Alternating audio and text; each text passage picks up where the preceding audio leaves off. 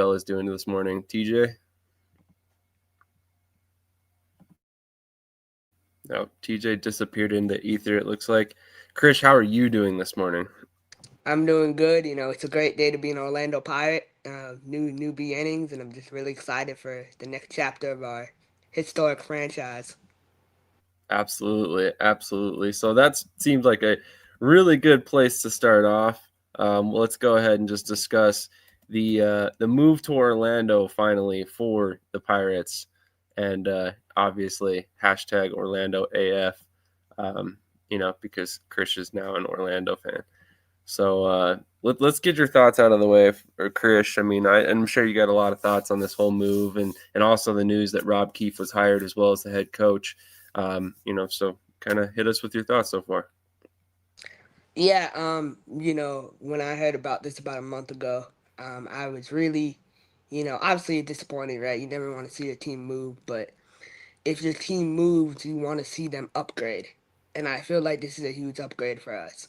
And the way Jawad wanted to take this franchise when he first started is continue to improve and continue to grow. I use the word grow a lot, but that's something that's really important to him. Like he wants to continue to grow, and I think this is a move of growth, right? Like Orlando's a big market, playing in the Kia Center. I mean, how sick is that? How cool is it to walk through the halls and see, photos of Tracy McGrady on the wall and Shaquille O'Neal and all the great players that have played for the Orlando Magic. And so, it's a big arena, and I understand, and we'll probably get to that. But um, I just now finally getting a coach, and again, this is no disrespect to any of our other coaches. We've had great coaches here in Mass, but um, finally getting a coach that has won in the indoor football league, right? In the IFL. Like someone who's actually won games and won playoff games and won a championship. I mean, this guy, in my opinion, if there was a Mount Rushmore of coaches, Rob Keefe, how is he not on there? Currently, I mean, he's one of the top coaches in the game. And so you bring in a top coach, EJ Burt, on staff, who has connection in the Orlando area, Les Mott. I'll make an announcement too. It's on the website last night, so it's public. Toby Johnson will be returning as our D line assistant head coach. So that's a huge move for us, right? And so you get all these coaches in finally now, and I feel like we finally have a good staff, a great staff, not just a great staff to be able to compete at the highest level. Because this conference is not easy. It's not easy for anyone. So I'm just excited. Rob Keefe is going to have the most talent he's ever had. I mean, I already see some of the guys we got coming in, and the guys we're gonna announce soon. I'm really excited. I'm really really excited. I feel like we're already a championship contender in my opinion. So All right, lots of thoughts there. TJ, what are your thoughts on the move to Orlando for the Pirates and the hiring of Rob Keefe? I mean, first and foremost, I'm going to say Orlando is a great place, in my opinion. The Predators always had, a good time there. I grew up a little bit of a Predators fan. So, I love the scenery. They definitely follow the team if they don't feel disrespected, kind of like the last iteration of the Predators did. But, you know, the move to Orlando, I think is going to be a great move for them. They're going to get a good fan base. They got a great home arena. And hiring Rob Keefe, I mean, the guy has been around the game for decades, as either a player or coach in the AF2, original AFL, new AFL, now, in the IFL and stuff in recent years, multiple time champion. I mean, he pretty much checks off everything you want on your resume as a head coach. And he's the first person to admit that earlier in his career, at least coaching wise, he made some mistakes here and there, but now, he's pretty much been, a model employee, if you will, by the IFL. So I think it's a great signing by them. I really like Rob Keefe personally, and I think they're going to do well this season right off the jump in year one.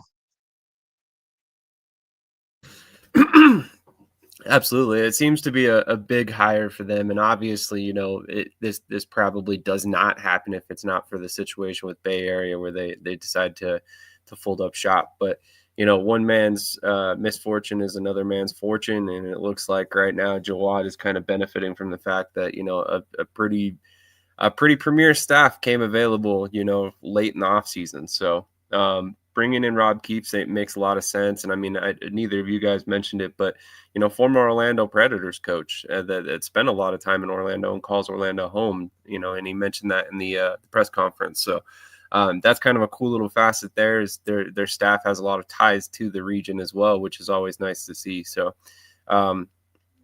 it's going to be really interesting to see how this all works. Obviously last season they brought in Tom Manas mid-season, and obviously things didn't go great. Otherwise, he'd probably still be there. So you have to question, how a veteran coach steps in and coexists with a very hands-on owner, right? And I'm not necessarily saying that as a bad thing. Jawad's done a lot of great things. Both of these coaches, or all the coaches that we're discussing today, have done a lot of great things on their own as well. It's just an interesting dynamic that isn't played out on most IFL teams. Most owners of IFL teams are not as involved as Jawad is outside of, Kevin Guy, of course. But so it's just a unique situation, and it's something to follow along with. But, like Krish said, I think this is going to be a really talented team, as it always is. And now you've got a coach that might actually even attract the highest levels of talent in the indoor football league, because they want to come play for Keefe in particular, or that staff. So No, and I want to add one thing. Like, I've told people too in Orlando, and just been, speaking to a ton of fans. Like, this is not the Predators. A lot of people out there, like, they like to clown on our org and say, oh, this, that, and the other, because we went 7-9 last year. You know what Jawad's winning percentage is in the IFL is 70%. You know what Rob Keith's winning percentage is? 92. So try to beat that. I don't. Jawad has a higher winning percentage than Mike Davis does. So like we're elite, man. Like, we're really elite. And this is, like he said in the press conference, man, we're a dang good football team. We're elite. Like, yeah, we're elite. So I think they might be elite, guys. What do you think? Moving on to the next kind of big piece of news, along with the news that Keefe's on board. We also saw a couple players in the press conference. Krish, I know you pointed this out. I think Smoke Monday was one of them. Who was the other player that was there? DJ Dale, defensive lineman out of Alabama. There you go, DJ Dale. So at that point, we have a couple different players, that are probably going to end up coming back. I don't think they've been announced yet. And then you also have the announced signing of Nyquan Murray, which I know you wanted to discuss today. So go ahead and throw your thoughts out there about Murray to your Pirates. Yeah, so first, Smoke Monday. I mean, I said this last year on the show. Smoke represents what a pirate is. He's always working to improve. He has that swag about him. Like, he wants to kill you on the field, but he's a really good person. And it's DJ Dale. I mean, I have never met a nicer person than DJ Dale. DJ Dale, he elevates the room. You saw him at the press conference. So well spoken, really good guy, great involved in the community, great community guy. To have those two it back is just amazing. Those are two guys when I looked at, like, honestly, like, those two are like top of my list that I wanted back on defense, and we got them both back. So I'm really excited. We got some more pieces on defense coming back too. But Naquan Murray, I mean, this is personal for me. Covering Naquan in Carolina, being able to interact with him. Naquan is an A1 individual. A1. He's a great football player, but he's an even better person. 56 touchdowns in 2 years. Are you kidding? Over 100 receptions.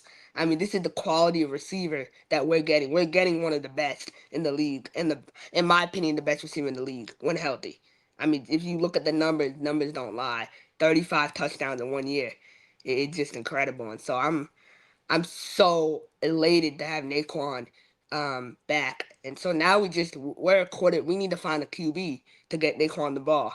That's my biggest thing. Like, I like Kenji. Kenji's a great person, but I mean, I want someone who is able to go through progressions and read the field and see everything and be mobile. So that's my next, kind of wish list item for my team.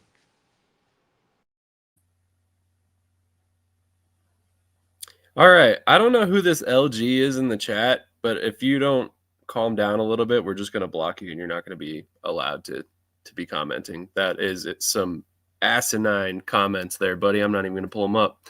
So I strongly recommend you clean it up a little bit there. We're not playing that game this morning. So moving on, there's obviously a lot of other big news coming out of the IFL as of late. And obviously the big news is FanDuel Network. So TJ, let's go to you first on this one. What are your thoughts on the FanDuel Network partnership with the IFL?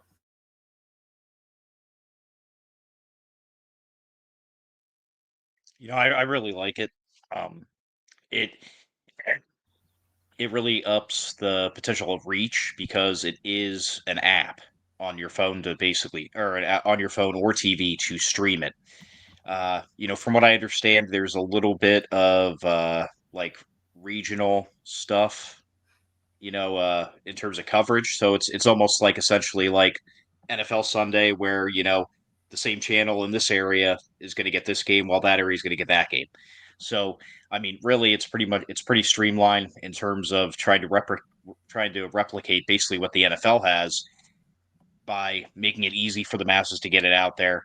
And also, obviously, FanDuel, you're associating the betting aspect. So I think it's a home run. I really do.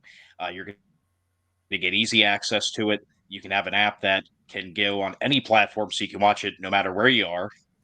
And, you can bet on the games, right there, probably right there within the same application if you are into gambling and stuff. So I think it's a home run hit for them. It's going to reach a lot of fans. And just in case anyone watching doesn't know, it is a completely free app to sign up for and just watch the games. So it doesn't even cost you anything. So I think it was a great move personally. I was not aware of that. I thought that was a paid service. So that's some good news for me. I was already stressing, like, man, how I'm going to pay $150 a month just to watch football this year.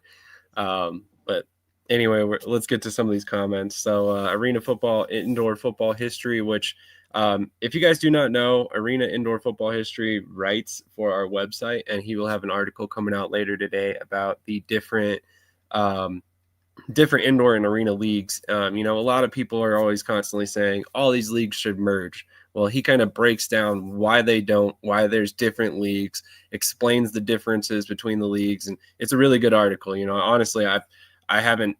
A lot of times I read the articles and I just read through really quick. This one I've kind of been digesting slowly because it's a really good read. Jazz Hex, fullback from the Tri-City River Gators. How's it going, Jazz? Thanks for tuning in. What about cricket like it's Travis's head? All right. Don't even know what that means. Head in the ashes is cold. All right. Some people today. SEC, Auburn, and Alabama players. That's, yeah. And when it comes to Massachusetts, that's pretty heavily on the SEC bias for sure. Any other thoughts on the FanDuel network, Krish? It's good for the league. I mean, I see a lot, again, I see a lot of people online criticizing why FanDuel is available in 100 million households. Why wouldn't you want it? Why wouldn't you want the extra exposure? And they're gonna make some announcements. And the commissioner said on Monday night on Inside the Sharks, like, no, Thursday night on Inside the Sharks, like, they're gonna make some announcements. And those announcements, FanDuel TV is gonna be available to 95% of people in the country to easily access. And so it's just another way the league can be viewed. Sunday Night Football. Jawad announced on Monday night that we'll be on Sunday Night Football week 1, week 2 against New Mexico. So that will be a huge thing. 7:30 Eastern. That means their opening game is going to be at 8:30 in New Mexico. If that's true, which is really exciting. From what we know, if this is the only TV partnership announced, he might be referencing another network we might be on, but I think there's more to come. The IFL is proven why it's the #1 league, in my opinion. So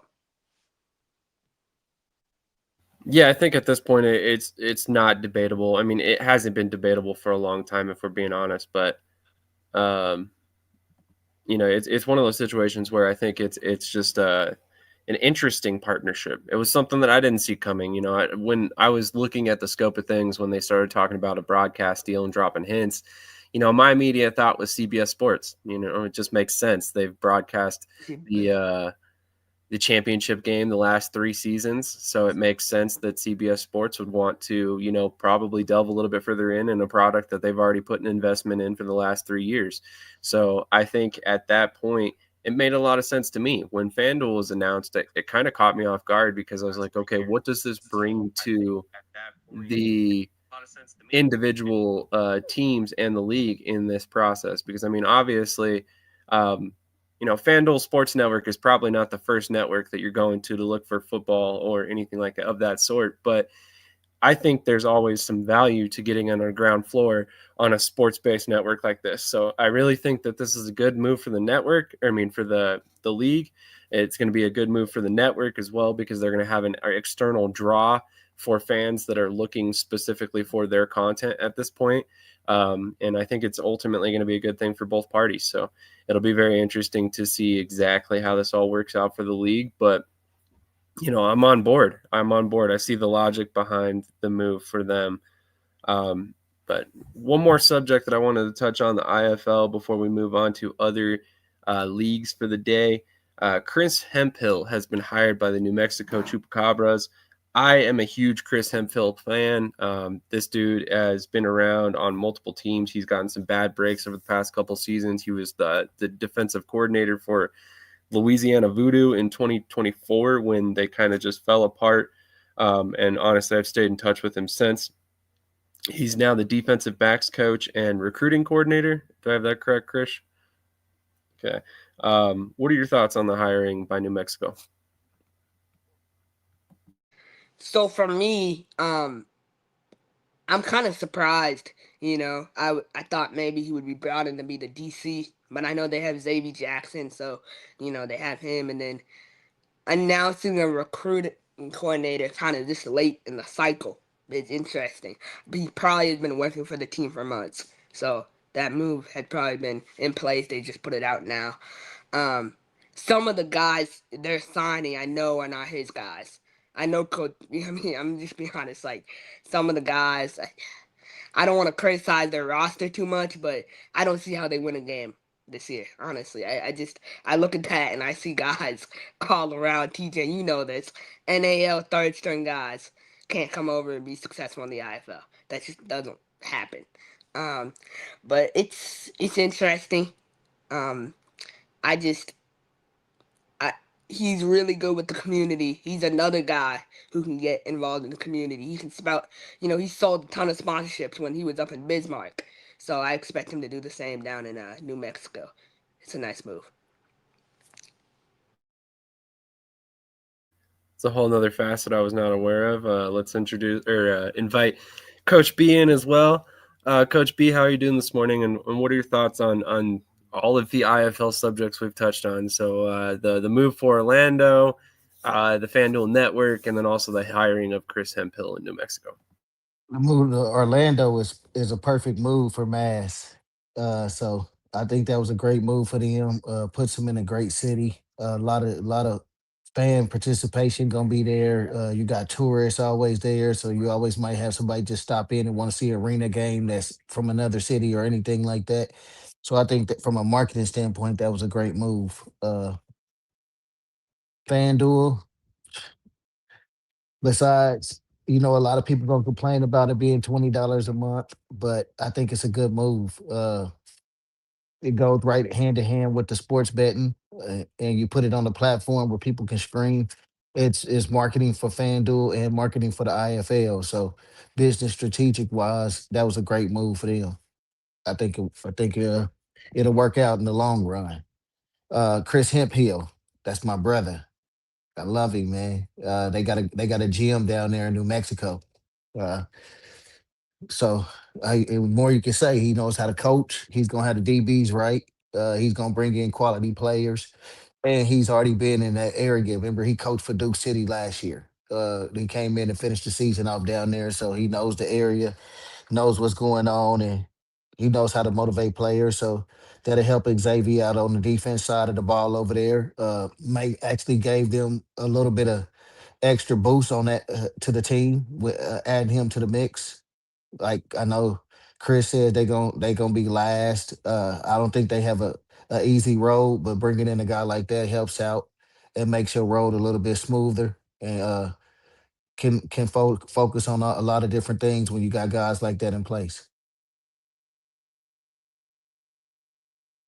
Absolutely. So, little bit of confusion here. So, is FanDuel Sports Network paid or is it unpaid? It's a If $20 you a month have subscription. if you only stream exclusively, but if you have a cable package, you just enter in your TV link or your provider link, and then it's free. It's included. Really?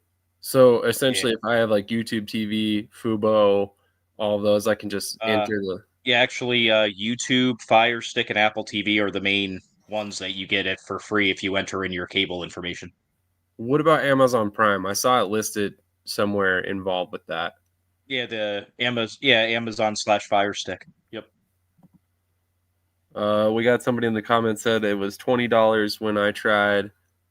I don't have cable. Okay, so that explains a lot. He doesn't. It sounds like Okay. he doesn't have Yep. I other streaming was about services. to say because personally I hope they do this. It's a little bit of a long shot with the IFL, but I already have the channel and app on my TV. Actually, I use it for NFL Sundays because they have a scoreboard screen. So I've had it, and I just put in my cable stuff, and I have not been charged for like the 3 months I've had it. So All right, good to know. Michael Washington tuning in and retweeting today. Appreciate that, Michael. Let's LG just mad because Chris is one of the best. Ignore the haters. Arena indoor football history. Jason is with Mississippi now. That's right. I always forget that's Jason. For some odd reason, I have them confused or have him confused as two different people because of his name on Facebook. So, um, Adrian Figueroa tuning in. Of course, we're talking about his team, so I'm sure he's checking in on what we're saying.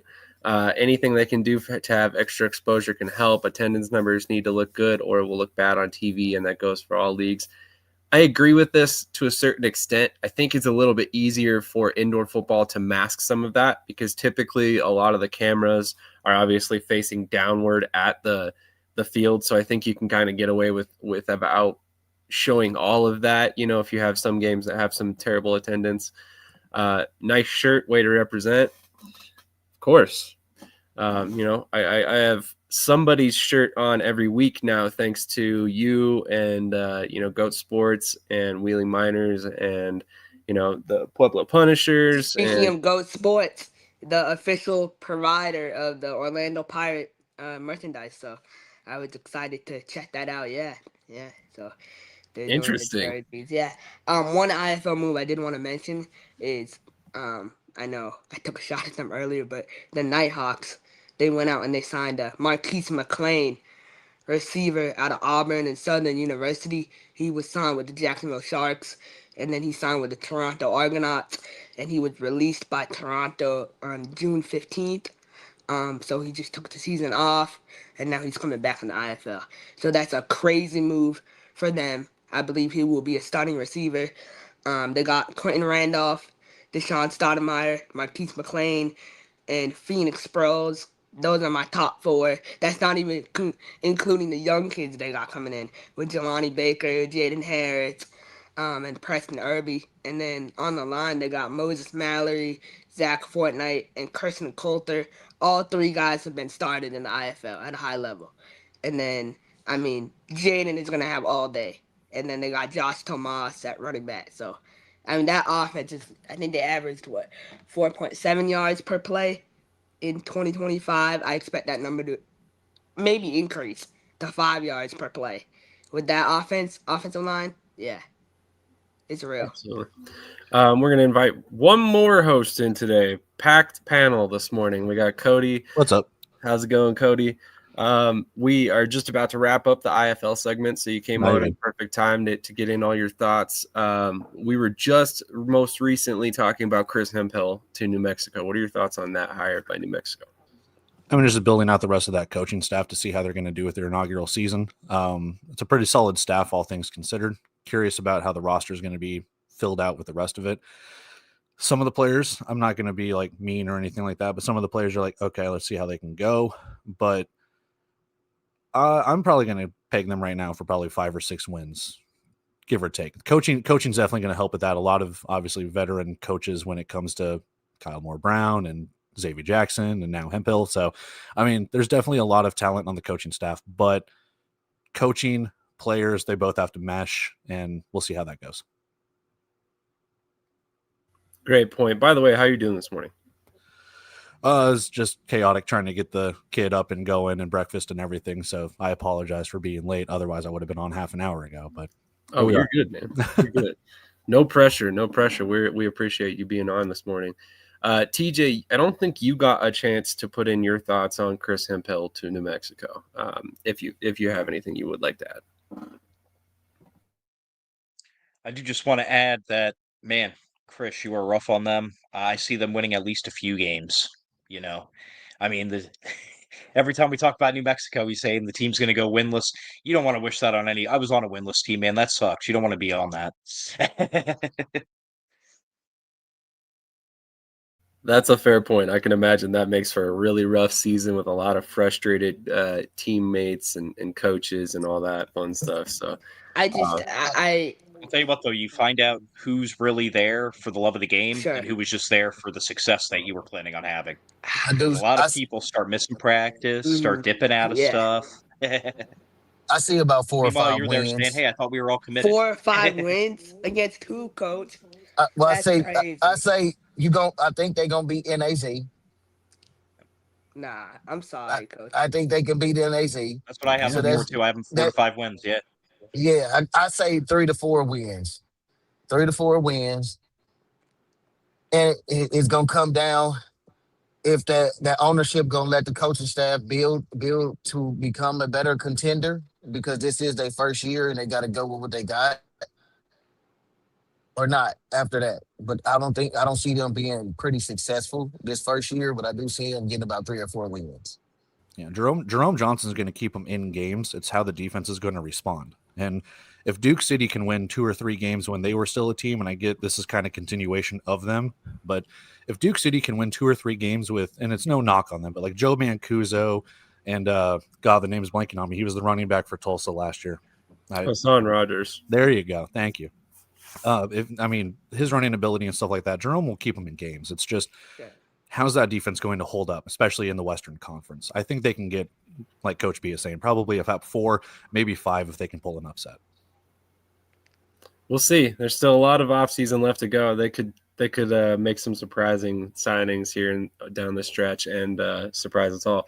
Keep in mind, you can only have 7 veterans, and I don't think they've signed too many veterans so far. Most of those guys are rookies that have been on the transaction list other than Jerome. They got Jerome and Maurice Jackson, the D lineman. So I think those are the 2 vets. And I want to say Dante Ogborn from Playblow they signed. He's a vet because he's T29. Yeah, he's definitely a vet. He's been playing in the IFL for years. What about Maurice Ashley? Is he considered a vet? I don't think he's 28 yet. I want to say Maurice. But I heard it's either you 28 or you had to play some sort of arena ball for 2 or 3 years. That makes you a vet. I thought it was just IFL. You had to play in the IFL for 2 to 3 years to be considered a vet. No, it could be any. It got to be. It could be any league. From what I got from one of the IFL coaches, it's any league you consider the vet now, or you 28 years old. So Maurice Ashley will be considered a vet. Interesting. I think Mike Green is, because if that's the Mike Green from Green Bay, he's played a year or 2, if I'm not mistaken. Okay, so I lied. They're getting pretty heavy on vets. Maybe there won't be too many splash signings left. A couple more comments. The key to growing the game is catching the eyes of the casual fan and degenerate gamblers in the current landscape. That is always accurate. If you can catch the attention of the people with the money in their pocket to spend on it, they definitely are a big growing force to any league. Is the IFL network still going to stream the games not on FanDuel and the games on FanDuel? Cody or Krish or really anybody wants to take this one, feel free. So from the press release that the Indoor Football League said, it was 59 or 60 games or whatever going to be on FanDuel, including the Western Conference Championship and the National Championship. And Super Sleuth Detective Trey from Off the Wall said that there's still another 50 or 60 games that we don't know about yet.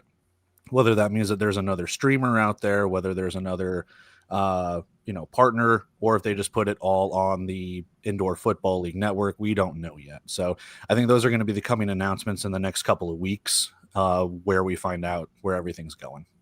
Yeah. It sounds like from everything I've heard, read, IFL Network isn't going away yet. So definitely pay attention to that and keep your subscription. In the alley, let me in. He's up here now. So you let me in. 4 years of pro ball or 28 years. Okay, so pro ball in general, that's good to know. So that changes recruiting quite a bit for the IFL, I think. Definitely puts an emphasis on teams that can unearth rookies or younger players. That's a good Coach Davis question on the vet status. It would be, except I don't see him in the comments this morning. So I might need to send him a call and tell him he's late. Yeah, he might not woke up yet, man. You know, he partied in Vegas too hard last night. To be fair, he is on Pacific time, so it's like 5:42 a.m. where he's at. So that's rough. That's an hour to before celebrate me. the signing of Marquise McClain to that receiving core. So I do got a sleeper. I got a sleeper for everybody on New Mexico. Watch out for Damon Street. He's gonna be a sleeper. All right, from the Super Sleuth himself, multiple streaming partners and IFL Network will be back in a different capacity. IFL Network is the production. So IFL Network is producing all the games. This is what I got from Inside the Sharks on Thursday night. Gotta shout them out. So IFL Network is producing all the games. It's not up to the individual teams anymore. So instead of, like, for example, for us, it won't say that, like, at the end, it won't say broadcast is produced by the Orlando Pirates. It'll be like, this is a production of the IFL Network. So they might be hiring their own production people, if that makes sense. I heard it's supposed to be another huge streaming partner coming in too, though. Yeah, there is, for sure. Yeah, I can. Yep, 100%. Yep. Trey alludes to this as well. Multiple streaming partners and IFL Network will be back. All right. Any other IFL topics, thoughts, feelings that you guys would need to get off your chest? This is a safe space. You can let it out. Last thing I'll say about the Indoor Football Network is, from what I have heard, the games that are going to be on FanDuel or this potential other streamer, it'll kind of be like next day on demand going onto the Indoor Football League. Now, whether or not you have to pay for that, that's a whole different situation. I'm sure all those details will come out as it goes, but that's what I've heard. Take that with a grain of salt until it's actually true. We'll see. I will say one thing I wanted to point out. I think I discussed this earlier in the offseason, but I just wanted to throw it out there once again. The IFL Network, the way it's set up, in terms of cost and all of that, I don't think it's terrible. And I really liked one of the things they did is when the season was over, you didn't have to go cancel that. You didn't have to stop the payment. They essentially sent you an email that said, hey, we're going to put your account on dormancy until next season. You don't have to pay anything for the off season. I thought that was very professional of them. And now, granted, we all knew we were only paying $30 for the season and then $10 for the playoffs, right? So, I mean, we all kind of knew that we were going to be paying after that, but it just, the way it's set up, it feels very, very professionally run. I feel like the quality on the streams got better as the season went. And if that's the whole thought process, that the IFL Network is going to handle all the production of all the games for every team, I think that's good, because then you get uniform quality on each game. And then hopefully you can go and then approach more networks in the future for, potential future streaming partners and broadcast partners. So a lot of pluses there. But we're gonna take a quick commercial break. We'll be right back. I see a comment, Trey. All the day one. Hey, I'll let you slide. Considering you're from Orlando, I thought about this. You got my blessing to come on board if you want. But oh, okay, that's cute. That's cute. It took a while, but Krish is here. Real quick before the commercial break. Yes or no? Would anybody be against the possibility of the IFL Network kind of becoming like the NFL Films for the IFL? Oh, wow. I don't think it would be the NFL Films, but NFL as NFL Plus. So it'd be more or less something like that, where you can subscribe to NFL Plus and you get all of the games. Like that's how you watch, unless you have NFL Network, that's how you watch all the international games and I mean out of market games and all of that stuff too. So I think it's kind of like that. Adrian says be that cool. was adorable. Okay, sorry. Go ahead, TJ. What were you saying? Oh no, I was done. Cody answered it. Okay. I'm letting you into my city. Don't get it twisted. Didn't you say in the Krish. chat the other day, don't bring that like losing mentality down to Orlando when we're 70-48 all time, 68% winning percentage? Come on, man. Like, nah. Wasn't it 70 earlier? No, Jawad is 70 in the IFL. As an organization, we're Oh, 68. okay. That makes sense. But I don't think this is necessarily true. The other leagues I don't think have it as uniform, and I think that's a good thing for the IFL. But I think a lot of the other leagues have it figured out. You know, I don't think anybody can sit here and say the AF1 broadcasts last season were terrible across the board. Did they have some bad ones? Of course, every league seems to every year. So I just wanted to throw that out. But we're going to go ahead and do the quick commercial break. We'll be right back. And as always, we have to shout out our sponsor, Omaha.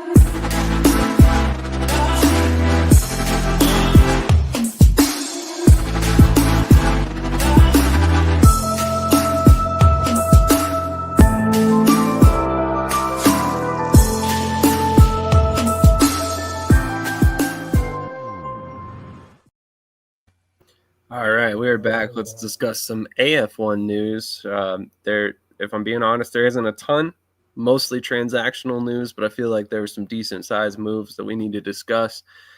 First of all, Albany signs a couple of defensive backs, brings back Marcus Smith, and then signs Isaiah McFarland.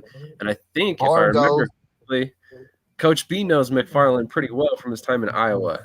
Yes, sir. I signed him to the Rampage. When we folded, he went to Billings and won a championship. He led the league, I think, for the first part of the season with Corpus Christi. Remember before they did the holdout? So Fargo is a ball player. Marcus Smith, that was a smart move, bringing back a defensive captain over there in Albany as well, man, because they lost Mike Lee. Makes sense for sure. Krish, I know you had some thoughts on Marcus Smith's return to Albany. What do you have on that? yeah, it's just cool to see Albany. You know, they're retooling their defensive backcourt. They lost Derek Jones to Nashville again, so it's really interesting to see. You know, just the pieces. They'll be dominant on the defensive side. I think it's a great move for them. Another move that stood out to me though is Melvin Hollins signing with Kentucky. I mean, what a move! I never thought he would leave Albany, but wow. Yeah, I'm glad you mentioned that because I was going to bring it up. I thought it was a big move, and then I forgot to write it down. So I'm glad you pointed that out because I definitely would have forgot. TJ, what are your thoughts about these additions by Albany, and how do you think it fits in the scheme of what we know about Albany pay wise? I know that's kind of a tricky question there. Well, like Coach B said, I mean, you bring back your defensive captain from last year, then you get McFarland in. It's which I know a little bit from being a Billings fan. So, I mean, basically, in my opinion, for Albany, the rich get richer. That's pretty much the way it is in my eyes. Uh, Pay scale wise, yeah, they're probably paying a decent penny. I don't know how far I want to dive into it, but yeah, they're probably paying some pretty good dollars there. Yeah, comparatively, I think it might be a little bit of a drop off compared to last season, but that's all hypothetical and speculative. Cody, do you have any thoughts about any of these moves by Albany? They're just going to dominate the league as they usually do, man. I mean, there's a couple of teams from the signings that I've seen, routinely checking every once in a while. Like I think we mentioned last week that Kentucky's kind of loading up a little bit. I mean, you had the issue with Minnesota, so you're kind of looking at this through the lens of like, there's a couple of teams that can challenge, but God, at the end of the day, it's Albany's just reloading. That's all they're doing. Absolutely. I'm going to run through a couple different signings from multiple teams here and see what you guys think about them as a whole. Minnesota signs linebacker Samson Ty and wide receiver Jamal Banks. I think that gives them like 3 or 4 different receivers, 6'3" or taller.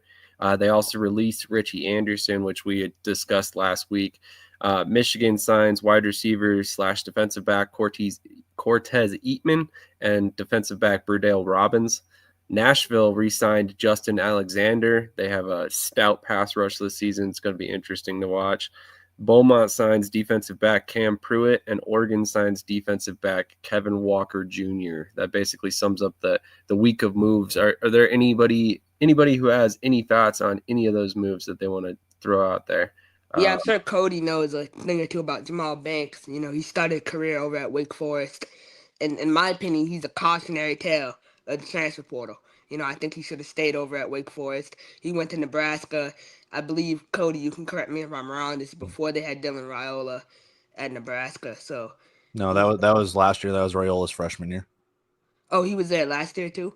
Yeah, they had him and Marcus Washington, a transfer from Wyoming and Texas. Okay. So Jamal Banks isn't bad. He's more. I didn't really see his speed because Marcus Washington was more of the speedster on the wide receiving room, but Jamal Banks definitely has possession.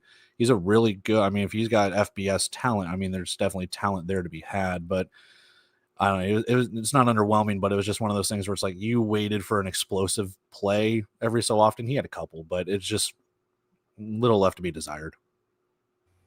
Fair point. TJ, any thoughts on any of these moves? I just like to see, even in the game of arena and indoor football, defensive players on the rise. That's fair. Yeah, basically all defensive moves. Good point. Coach B, any thoughts on any of these other moves? No, I'm just looking at it. I still see Albany and Kentucky sitting at the top of the league. Nothing changed. Kentucky surprisingly is loaded as well, like with some of the assignments that they got. I'm just trying to see who's gonna be that sleeper team that comes in with the late push, late in the off season, and build up and be a contender. I mean, if you're looking for sleeper teams that haven't really made a bunch of splash signings, I would say Michigan kind of rings some bells for me there. I also I know I'm going to get so much hate for saying this out loud, but I'm going to go ahead and say it anyway. I think Washington has some promise this year. They are a totally different Washington Wolfpack team than we've seen in years past. So we will see. I'll Underestimating take Oregon Omaha. over Washington. I'll take Oregon over Washington any game. I like Oregon's quarterback, but he needs to protect the ball a little bit better. He needs to have an awesome line to protect the ball. I also want to take the time to publicly apologize to Chuck Jones. He sent me a nice message in the DMs. But honestly, like, I appreciate him reaching out. He can say what he wants. He didn't do it in an aggressive way. I'm glad you're here. He didn't do it in an aggressive way. He was nice. I mean, he knows, like, don't ever fucking question me and my data and my stats. That's right. He didn't do that. So he didn't make that mistake. So now I can apologize to him. So I shouldn't have said that your team was going to fall. I hope your team will play the whole season. Even though you won't make the playoffs, I still hope you finish for the Oh community. dear Lord! Um, What a I do want to point backhanded out one thing though. apology. Minnesota, they signed a nice linebacker. Oh my God, Minnesota signed a nice linebacker. His name is um Dorian Best. He played at Wingate. Really good linebacker. He will be their starting Mac. He will do very good things for them. I'm I am excited. familiar with him. He's a solid player. He should be a good player in the AF1. Definitely, that was an interesting apology, Krish. And I'm not surprised that Chuck handled that in an amicable way. He's a good guy. I He like is a Chuck good a lot. guy. And Beaumont, I'm not underestimating. I think they have a really good team, but I still have. I am legitimately concerned about Beaumont. Yeah. But if they do play, they'll have a great team. They got a great defensive line, great DB room, um, and then oh yeah, Washington. You were saying, like I saw a post on him of him like working out and saying like, "Get ready, the pack is coming." You're not playing. Like he still lives in his playing days. How do you know Like he's not? He might suit he, up at wide receiver, man. You never know. he probably has convinced He's got the himself. gloves Yeah, on. that's what's so funny to me. Like it's not about you; it's about the team. So when that I don't like that. I don't like videos of you working out saying you're getting ready for the season. You're not playing. You're the coach. Study film or something. Like Sometimes the things you say crack me up a little bit because you're talking about J.R. Wells. Sorry, I almost said Washington. Making the team about himself. But like literally, all that dude talks about is the Washington Wolfpack. If no, you I look know, at but his he's pick, 3-17. That's what I'm saying. Like you can't okay. say the pack is coming. There's nothing coming except L's. So you gotta Uh, change that around. like we said, they've been building to this season, right? So, yeah, I don't know. I think they've got a lot more Well, promise than they it's had gonna last. be interesting. At first I thought they were gonna do something. I thought they went out and got a nice offensive coordinator, but I guess JR is gonna continue calling plays, so we're gonna see how that goes. An outside voice is never a bad thing in this particular situation, I think. So, just a quick disclaimer, as always, we don't want any team to fold, just so we're all clear. Like, we might say, like, hey, we have doubts about this team or whatever. Generally speaking, that's because of information we have. It's not because we're trying to bash any one team or anything like that. We're not trying to knock anybody. We don't want anybody to fold. We don't want players to get caught in that. We don't coaches to get caught in that. We don't want owners to get caught in that, right? We want every team to start and finish seasons and be successful. But at the same time, the reality is not everybody's going to be successful in this business. A lot of teams come and go every season, and there's a reason why. So I just want to make sure that nobody thinks that we're picking on any team for any reason. So just wanted to throw that out there. Coach Davis, maybe you can clear up a question from earlier. The vet rule, is it 4 years in any pro league, or is it 4 years specifically in the IFL before they're considered a vet? Mike Davis, now the show can officially start. Off the wall with the obligatory purple gloves. And then Adrian again, no one wants to see that. Hurts us all. Exactly, right? We're in media coverage. The more there is to talk about, the better. But we want it to be, teams lasting and making things work and interesting signings and coaching hirings, not teams folding, right? That doesn't benefit anybody. The more teams there are, the better for everybody. So moving on, there's a lot to talk about today. Which league would you guys like to go to next? Anything particular you guys want to discuss? Probably should wait on NAL till the 9:30 p.m. or a.m. slot. No, fold all the teams, burn it all down. No, we're done here. We're all done. Burn it all down. Fold everything. Hopefully not, though, because I'm not ready to give up indoor football yet. Actually, I'm missing it quite a bit. And on that note, you guys should tune into the WIF championship game on Shady Sports Network live events on YouTube later on today, or the Mid-Michigan Grizzlies page, as well as the Pittsburgh Outlaws page, two AAL2 teams as well. So Mike Davis, 4 years pro ball, playing at least 6 games in a season counts as a year, or 28 years old before January 1st. So that's definitely good to know. Thank you for the clarification, Coach. What constitutes as pro ball?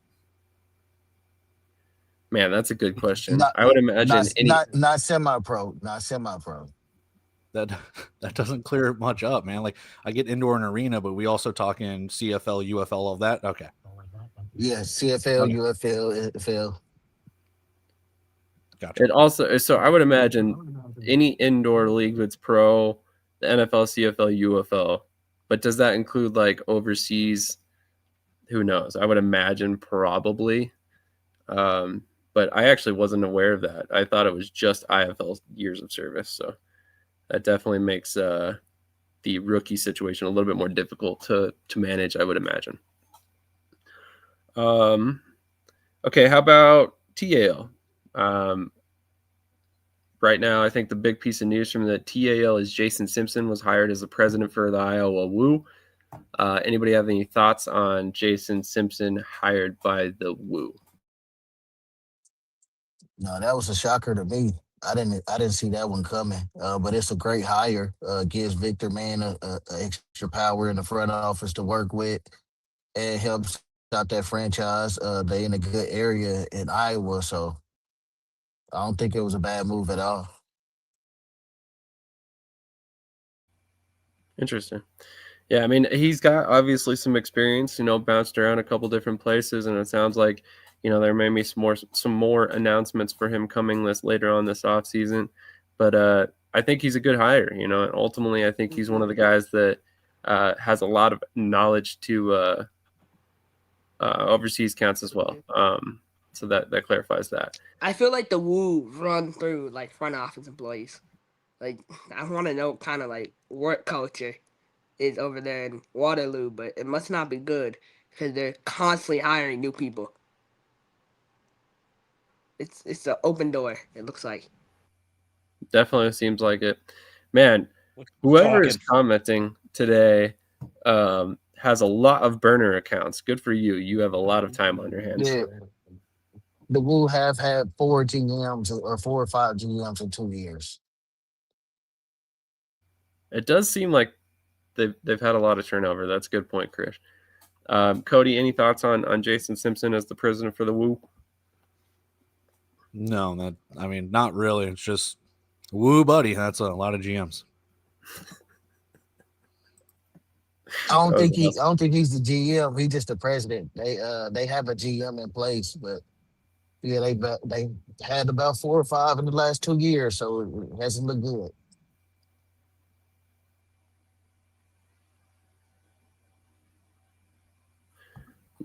All right, so let's move. There's one other piece of information I wanted to cover on the look it back. AIF. I thought there was an interesting signing by the Wyoming Cavalry wide receiver Kadir Chisholm. Hopefully, I pronounced that last name correctly. Was previously with Oregon in 2024, I believe. Pretty solid wide receiver. Took the year off last season. Now he's getting back after it with the Wyoming Cavalry. Excited to see him get back on the field. I think he can be a pretty dominant playmaker at that level. So watch for him to get some more recognition as soon as that AIF season kicks off. Any thoughts on that move? Anyone? Before we move. Yeah, I like Cody. I'm a huge fan of Cody and how he moves. I think, I really hope he does Thank well you. in Wyoming. I really hope he does well in Wyoming. I think I think it's a good opportunity for him to kind of bounce back. Even though he had a rough go in St. Paul, but I think this is a good opportunity for him. They said they're announcing an NFL player today too, as well. So stay tuned for that. Interesting.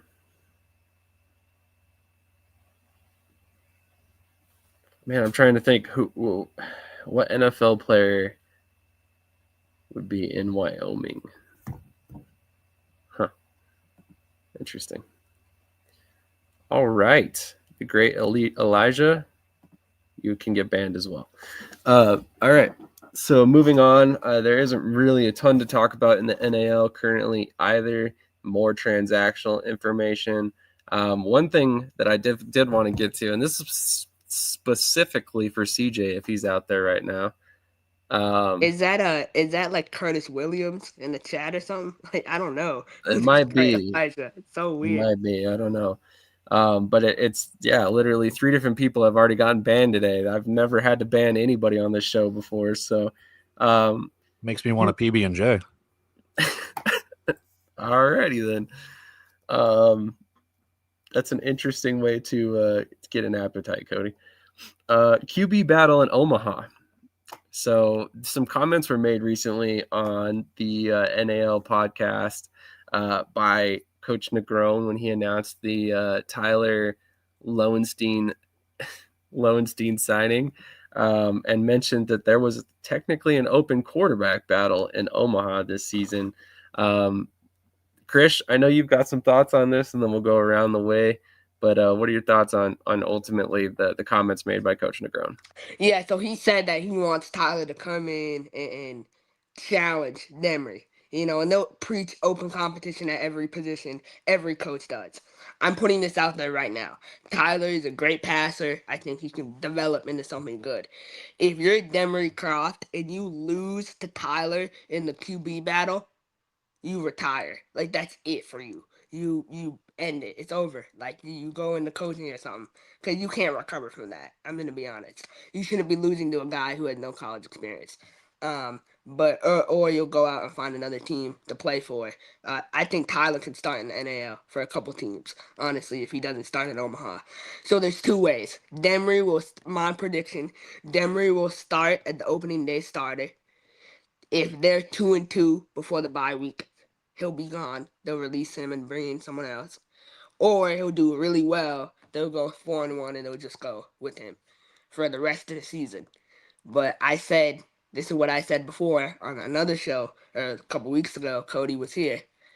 If they were disappointed in the play of Lorenzo Brown, so much like Lorenzo Brown was balling out, and then he got injured or whatever, and they brought Tommy back, right? So now bringing Tommy back might not be an option. So Demery needs to ball out.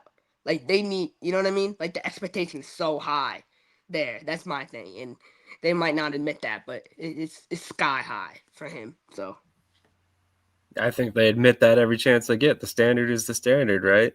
The slogan you recently decided to adopt as your own. Yeah, I think they say that all the time. So I think everybody in that building knows immediately when you come here, hey, you're playing for championships, and if you're not performing, we're going to find somebody that will. And I think that's a good atmosphere to have, with an air of loyalty as well. You stick by the guys that do perform and do it the right way, and players pay attention to that as well. TJ, you are an Omaha fan, not just a bandwagoner. So what are your thoughts on this quarterback position for Omaha? And let's not forget, PJ Thomas is there as well. He has some ability to play the wide receiver position as well. So, just a thought to throw out there. Yeah, I mean, competition is always good. You know, uh, my opinion of it is, you have to look into more of the human psyche aspect of it. If you go in and you're given the keys, whether you do it on purpose or knowingly or it's subconscious, you're going to kind of ease off a little bit because you know it's yours already. So competition gets the best out of guys. It gets the most fight out of everybody. And at the end of the day, it's just good for your team because it may take them to bigger heights than they originally came in thinking they could get to. Just because if the competition is that good, then they're going to have to get to their wits end to make this team to be in that starting role, to be the rotation guy instead of just special teams or completely off the team. That's just part of being a really good football team, is always having the positions open and easy to be taken if you relax and don't play up to the standard that the team has. For Omaha, I mean, they have a great quarterback room right now. You have every guy, like you said, PJ Thomas. He's a multi-positional guy.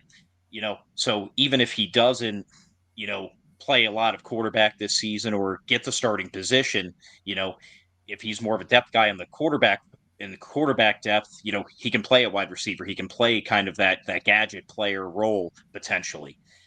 I really like the room. I don't think, to a certain extent, I don't think it matters who gets there. I think this team is going to have a very good season this year. Absolutely. Cody, before we move on, do you have any thoughts on this? When it comes to like just Demery Croft in general, excuse me. When it comes to that in general, it's just anywhere he's gone in the indoor football league. It's not that he's been beaten out, but there's always been the opportunity of someone else playing, whether it's been in Duke City, whether it's been in San Diego, whether it's been in Quad City. Excuse me. I do apologize for that. I'm losing my voice. But when it comes to that kind of stuff, it's just, does he have the prove it mentality? That's what I want to see. And if he can do that, great. But as Ricky pointed out, the best players will play. And there's no exception when it comes to that, especially when it comes to Omaha, as they have been just a staple of indoor and arena football for well over 20 years. True. Don't worry, guys. We got plenty more NAL subjects to talk about, which we'll get to at 9:30 when our guest joins on. I want to say one thing, though. This is a good point. Salina, we'll get to that quarterback battle, too, while we're at it. Not right now. We got a guest. No, not right now? We got a guest. Oh, okay, yeah. Sorry. No, one more thing, though. Omaha, I do have to point this out. I like this comment by Ricky. He said we weren't disappointed in Lorenzo, but if Tommy, yeah, so, if Tommy decides he wants to play this year, I'm still not, I know he lives wherever he lives. It's Tommy, man. Like, they'll find a way to get him up. So if they're disappointed, if they're 2-2 before the bye week, which I don't think will happen, but if they are, I could see Tommy coming back. Could be. We're going to transition. Tyler, they're going to win. We shall see. We're going to transition over to talk about the AAL. We have a very special guest on this morning, so we're really excited to have them on. So without further ado, we are joined by the new majority owner of the Columbus Lions, as well as the GM of the Columbus Lions. How are you gentlemen doing this morning? We're doing great. How about y'all? Doing great. Thank you so much for joining us this morning. Let's go ahead and open this up with some questions. TJ, do you want to start us off? Oh, yes. Welcome to the show, guys. Thanks for coming on. What got you guys into this position with the team, and what makes you really excited about this upcoming season? First off, our head coach is Damian Daniels, who is pretty much an arena legend. I think he holds every interception record across all leagues, if I'm not mistaken. He's been doing it a long time, and so Corey, our GM, and he's also a partner, and we're at Pacelli High School, where he was the athletic director. And we went from probably the worst facilities and team in the state to the best now, and just, recently won a state championship in the last couple of years. And Damian came to the school as our defensive coordinator. And so he's our defensive coordinator, and Coa Picard, another one of the coaches, is one of our assistants, and I'd coached with him before. And one of our players, Drell Green, also coaches with us. So Damian and the previous owner were talking about he wanted to take a lot lesser role and have someone else come in, and Damian said, well, I think I got just your guy. So Damian talked to me about it, and I talked to Corey and said, Corey, if you're willing to come with me, I'm willing to do it. So here we are. We're thrilled for the upcoming season. We're hoping we're going to bring in some great players, and it's all about winning championships. Absolutely. I mean, obviously, Columbus has a long history of doing just that. So I have to ask, I mean, what drew you into wanting to be the majority owner of the Lions? I mean, obviously, it's a storied franchise. Locally, it sounds like they've got a lot of support out there in Georgia. But what ultimately was the deciding factor for you? Just having a good fit with all the guys, and knowing that I went to a game in Wheeling. I have some businesses up in that part of the country, so I went to the game and really enjoyed it. After talking to Damian, all got hooked, and I really wanted to be the majority owner because if I'm going to do something, I want to do it right. Well, not necessarily right. I want to do it my way. And whether that's right or wrong, but if this thing succeeds, that's great. And if it fails, it's on me. So, just didn't want to have a lot of teams. I've just, I'm new to all this arena stuff, and I see where all these teams have 50 people that are in ownership, and they tend to move around a lot. That's one big thing about Columbus. This team's been here they've had an arena team for 26 years. It was originally the War Dogs, and now it's the Lions, but it's, this is the 20th year for the Lions. So that was a big deal, especially in arena football. That longevity is, from what I'm understanding, is pretty rare. It definitely is. There's a very small handful of franchises you can discuss that have that kind of period of time in one market specifically, for sure. Cody, any questions for either gentleman? Yeah, I'll start off with I'll just have one. I guess it's a two-parter, but like, what are the short-term goals? What are the long-term goals that you're hoping to achieve with the franchise? Yeah, thank y'all for having us, Cody. I answer that. Corey Black. I would say short-term goals is just establishing ourselves and probably just doing things at a little higher level that the Columbus Lions have done it. Establishing ourselves in the community, connecting people back to our games, trying to put as many people in the seats as we possibly can. Columbus Lions football product always been really good. We just continue to make that better. And also our league, make our league better every single day, expand our league more and more every year.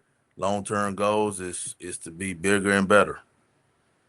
And I'm with Corey on that 100%. We want to make the league bigger, and like I said, I'm new to all this, and I'm flooding myself with research right now. But I see where a lot of these teams come and go, and leagues come and go, and a lot of it, just in my humble opinion, is because some of them try to get too big and get too spread out sometimes. And we're wanting to, we'd like to get to where we have a 6-8 team league, and it's more East Coast, middle of East Coast based, where people can travel to each other and it's not really expensive. And some, if you have some that are a little more regional, sometimes you may be able to go, drive and play and go back home. And I'd really like to see that happen. Play a 10-game season, then play your playoffs. And I'd like to be done before high school and college football kick off. That's something, once that rolls in, it's hard to compete with those two in a community. Absolutely. I imagine Georgia in particular gets a little college focused at a certain point. For it sure. gets real high school focused too, because I'm one of them. So I believe it. Yeah. Also, I imagine it makes it a little bit easier to get some coaches on staff if you're not overlapping with high school and college season as well. So yeah, and there's a lot of us that do overlap with both just because of the nature of the game. But I want to make it to where we can all travel to each other and make it a good experience. That was part of the deal. Last year the Lions were in the NAL. Started looking at it again this year. Well, hell, we were good. Our closest team would have been Shreveport, Louisiana. Everybody else is Texas, Colorado, Kansas. All we just can't do that. That's fair. And I think it was amicable of you guys and Wheeling to keep a good relationship with the NAL as well. Honestly, I've heard the NAL people in the NAL with the league speak about both of your teams multiple times, and it's been nothing but good things to say, based on the way you guys exited the league and all that. So I think that's a good way to handle business anyway. So I think that was a good move on your guys' part. A lot of times you leave a league and it's contentious, and it didn't seem to be that way in this particular instance. It seemed like the league understood that this was a business decision for you guys. So just all geography. Yeah, absolutely. I mean, at the end of the day, like you said, you have to do what's best for your organization, and what's best for the organization is sustainability. So it sounds like the AAL is focused more on that. Coach B, I know I've kind of left you in the silence there for a second. Do you have any questions for everybody? Nah, just congratulations on you guys, Mr. Beck. Finally, nice to meet you. Me and You Mr. as Beck been well. talking. We've been talking the last couple days, working on some stuff for the AAL. So I know his vision. I know where he's going with it. It's a great guy, and I hope they succeed. Thank you. Yeah, you as well. I mean, we got a lot to do, but we're gonna make a good run at it for sure. Absolutely. So not only did you just get announced as the majority owner, but the schedule was recently released on Monday. So I wanted to talk to you guys about some of the schedule quirks, or not really quirks, but the games that stand out to you guys. So I imagine Wheeling is one of the matchups that's circled on the calendar for you. Oh, absolutely. Um, Yeah. what do you guys feel about that ability to carry that rivalry over from 2025? It was a great rivalry. You know, we went up there and beat them, and then we unfortunately our quarterback had a death in the family, and he wasn't able to play in the next week here, and they beat us, and it did have playoff implications. So, you know, yeah, it's a good rivalry. You know, the teams, you know, it's not like a rivalry where you hate each other. There's mutual respect, and we like going there. That, you know, we have a nice arena here. You know, get along well with Duffy, who's their owner. It's a good fit for both of us. Agreed. Chris Duffy's awesome. Honestly, all the ownership groups in the AAL, I have been very lucky to build a relationship with, and honestly, I think it's a pretty solid league, and I'm excited about the this season for sure. Other than the Lions, obviously, you kick off, fairly quickly, playing the Jersey Bearcats and then the in-state rival Peach State Cats. What are your thoughts on opening the season with a regional rival like Peach State, and then kind of working your way into what I call, I guess you could say, a gauntlet, because you got the Bearcats, the Lions, and then the Miners right there in a row. Or Wolfpack right there in a row. Yeah, it's exciting. Especially with the in-state team. Hopefully, you can create an in-state rival game and create excitement that you're playing two teams from the same state. And every time you get a chance to play a game, you want to be excited about it. And the schedule is tough, and we're excited about it, man. We're jumping all in it, but we're still learning these teams, and they probably know more about us than we know about them. But we see some really good matchups out there. Definitely. TJ, any more questions? Yeah, just one more.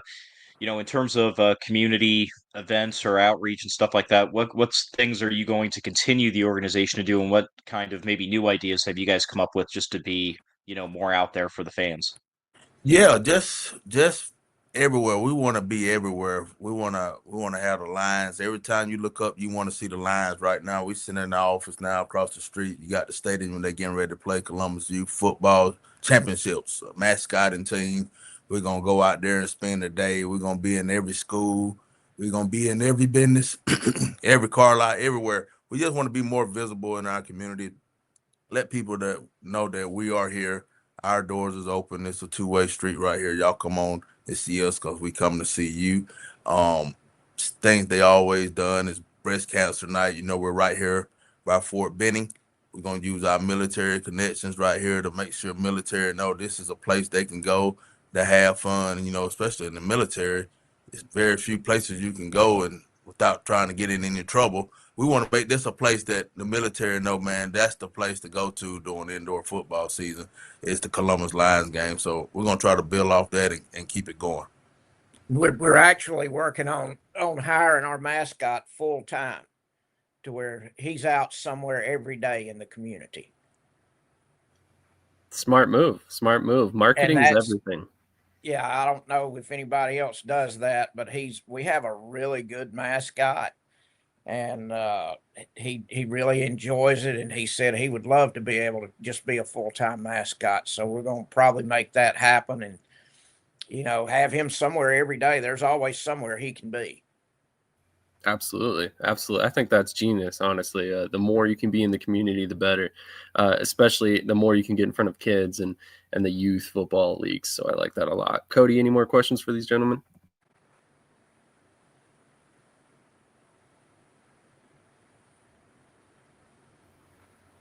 Sorry, was that a no? Okay, cool.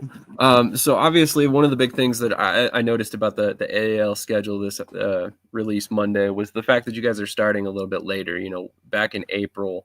What led to the decision to ultimately start the season in mid-April rather than mid-March like most of the other leagues? I think a lot of it had to do with arena availability. Now, I'm not 1,000% sure on that, but I'm thinking for some of us it was arena availability. That makes sense. Makes sense. Do you feel that's an advantage or a disadvantage for you guys personally? To start a little later, I kind of think it's an advantage. I'd like to be as close to the kids being out of school as we can. I'd like to have as many games from the time they get out of school between then and July 4th as we can. It's a lot easier to get kids down here when it's not a school night. That's another smart decision. I honestly didn't think about it that way, but that makes a lot of sense. TJ, any more questions?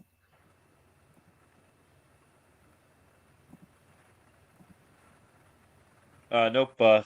I just wish you guys a lot of luck, and I'm definitely going to be watching. That's for sure. Absolutely. Go Lions. There we go. Mr. Black, you mentioned this is kind of your first forte into arena football. What's it been like, kind of assuming that GM role for you? What have been some of the challenges for you specifically? I wouldn't say many challenges. I was an athletic director for 10 years. Had 25, 30 sports that I did. It's kind of the same, being an athletic director, managing people, putting people in the right spot, going out there, attracting businesses for support, that kind of stuff. So not really a whole lot of challenges. I would say finding people that's passionate about it, that to help join the team. I think that's probably the biggest thing, because it's hard to find people nowadays that want to come work and grind it out, not making a crazy amount of money. So I would say that we've been blessed to get one, and hopefully we'll get another one here soon. But we're starting from scratch, y'all. That's the fun part about this, is that we only can go up from where we're at. So it's been fun just trying to put all the pieces to the puzzle together. So we're off to a really good start on this side of it. Absolutely. And you guys inherited a pretty good coaching staff, luckily with Damian Daniels there. He's honestly one of the best up and coming head coaches in my opinion. So I think you guys are primed for a lot of success and a lot of fun games this season in the AAL. So I'm very excited about what's to come.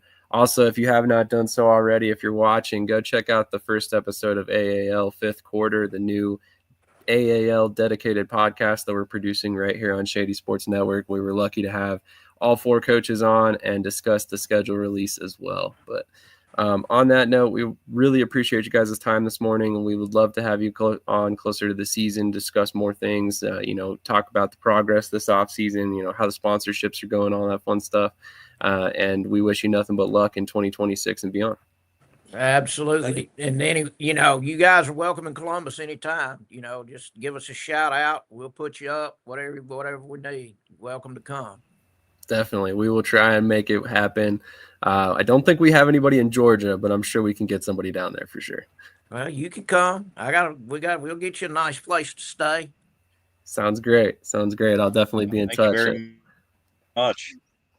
Definitely. Thank you so much for your time this morning. And again, like I said, best of luck this season. We're looking forward to a great season for the AAL's return, and we cannot wait for April. Fantastic. Thanks for having us. Thank y'all. Absolutely. Have a great rest of your Saturday, and thank you again for the time. All right, we are going to get a quick commercial break. Shout out one of our sponsors that happens to be in the AAL. And then we will be back with the rest of the NAL segment with a prominent player on the Omaha Beef that Krish loves to criticize. So this should be an interesting conversation.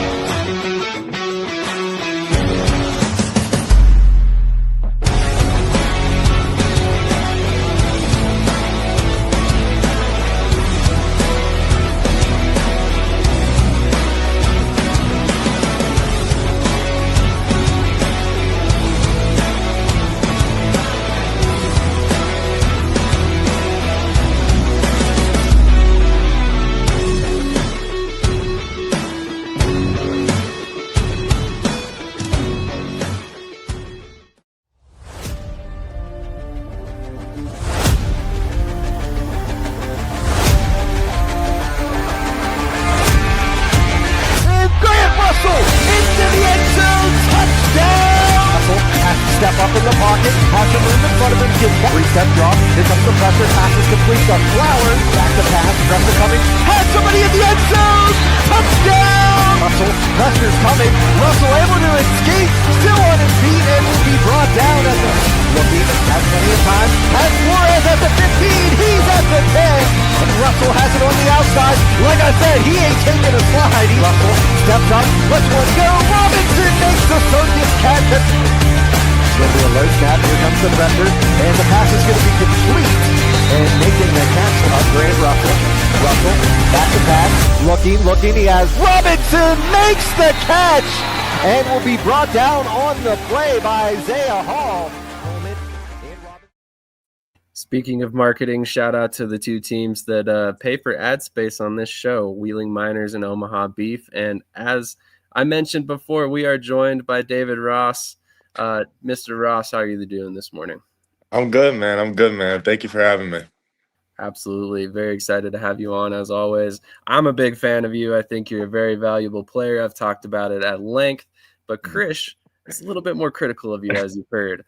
So I know you wanted to come on because you felt like you've got a lot to prove this season. So I'll let you go ahead and kind of kick off with your feelings, and then we'll get into some of the questions.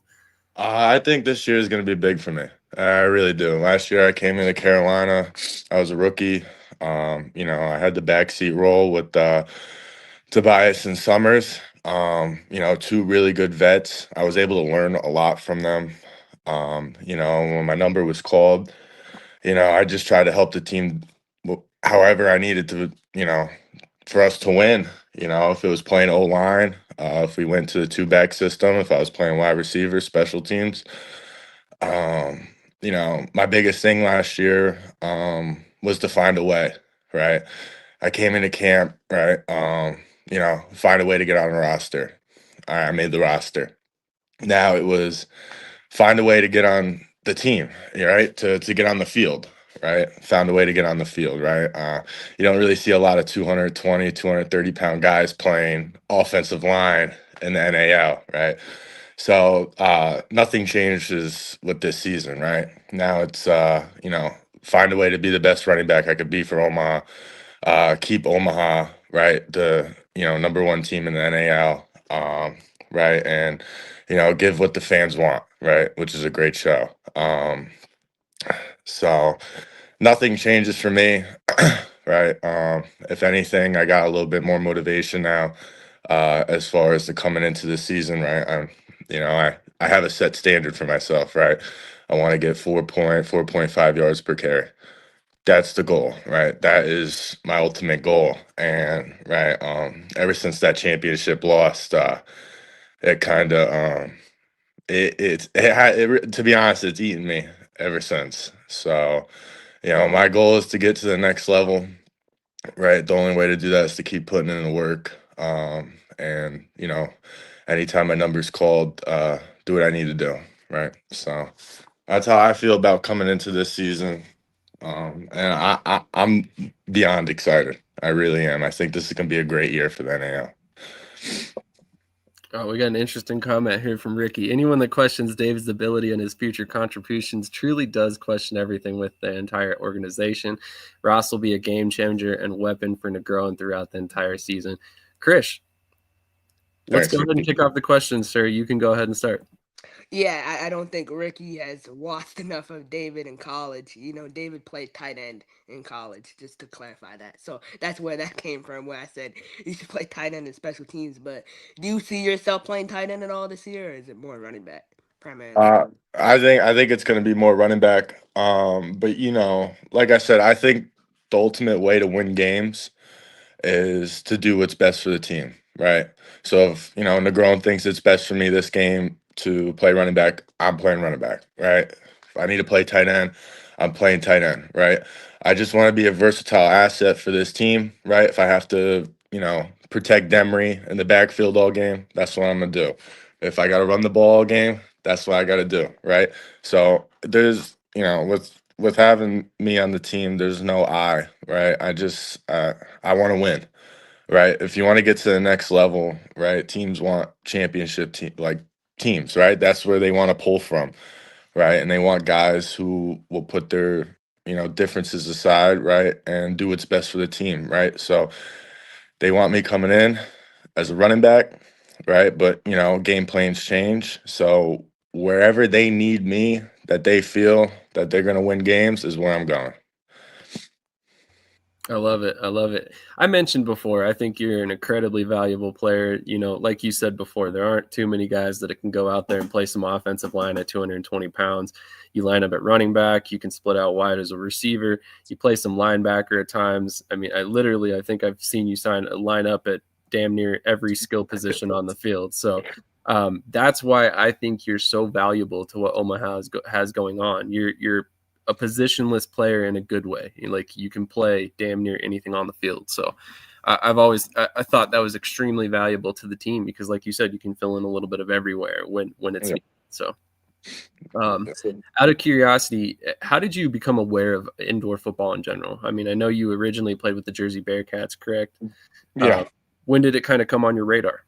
So I was playing overseas, right? And after college, I had more in the tank, right? So I was just eager, man. I never, I wanted to keep going. So I took every opportunity I could, and it kind of led me to overseas, going to Jersey, and I kept climbing the ladder, right? I kept proving people that I can play, right? You gotta, I'm a D3 guy, right? But it doesn't change anything, right? I feel like everything's more of effort and a mindset, right? So for me, it's just keep climbing that ladder, right? Keep proving everybody wrong, keep proving to myself that that I can roll with this, right? So that's kind of how I got here, right? It's in my opinion, it's all to be honest, it's God's plan. Sometimes I look back at it and I'm like, I'm kind of blessed to kind of get this far, right? As a D3 tight end, to get all the way, to a championship, caliber NAL team, right? So it's all just God's plan, really. Absolutely. TJ, do you have any questions? Hey man, thanks for joining us. Personally, I'm an Omaha Beef fan, so I loved the signing of you. I think you're gonna be a big contributor this season to another championship run. But Thank you. compared to everywhere you've played beforehand, what do you think makes Omaha different? The standard, right? Ricky Burtz, Brendan Negron, those guys, right? They do everything right, right? When you play for Omaha, you don't have to worry about anything besides playing football, right? And it's the beauty of it, right? But there's a set standard. There really is, right? And it all contributed from, recent, like, veteran players, that retired, like Tommy Armstrong, Reggie Patrick, right? I think that's his last name. But you got great leaders on that team, right? And it's a domino effect, right? Now I'm coming into year two, so all the new rookies that we're signing, right? It's now on us to put into that domino effect that, hey, we have a standard here, right? So when we're at practice, there's no walking, right? When we're at practice, we're playing as hard as we can, right? So I would say the set standard in Omaha is what makes it great. That's fair. Cody, do you have any questions for David?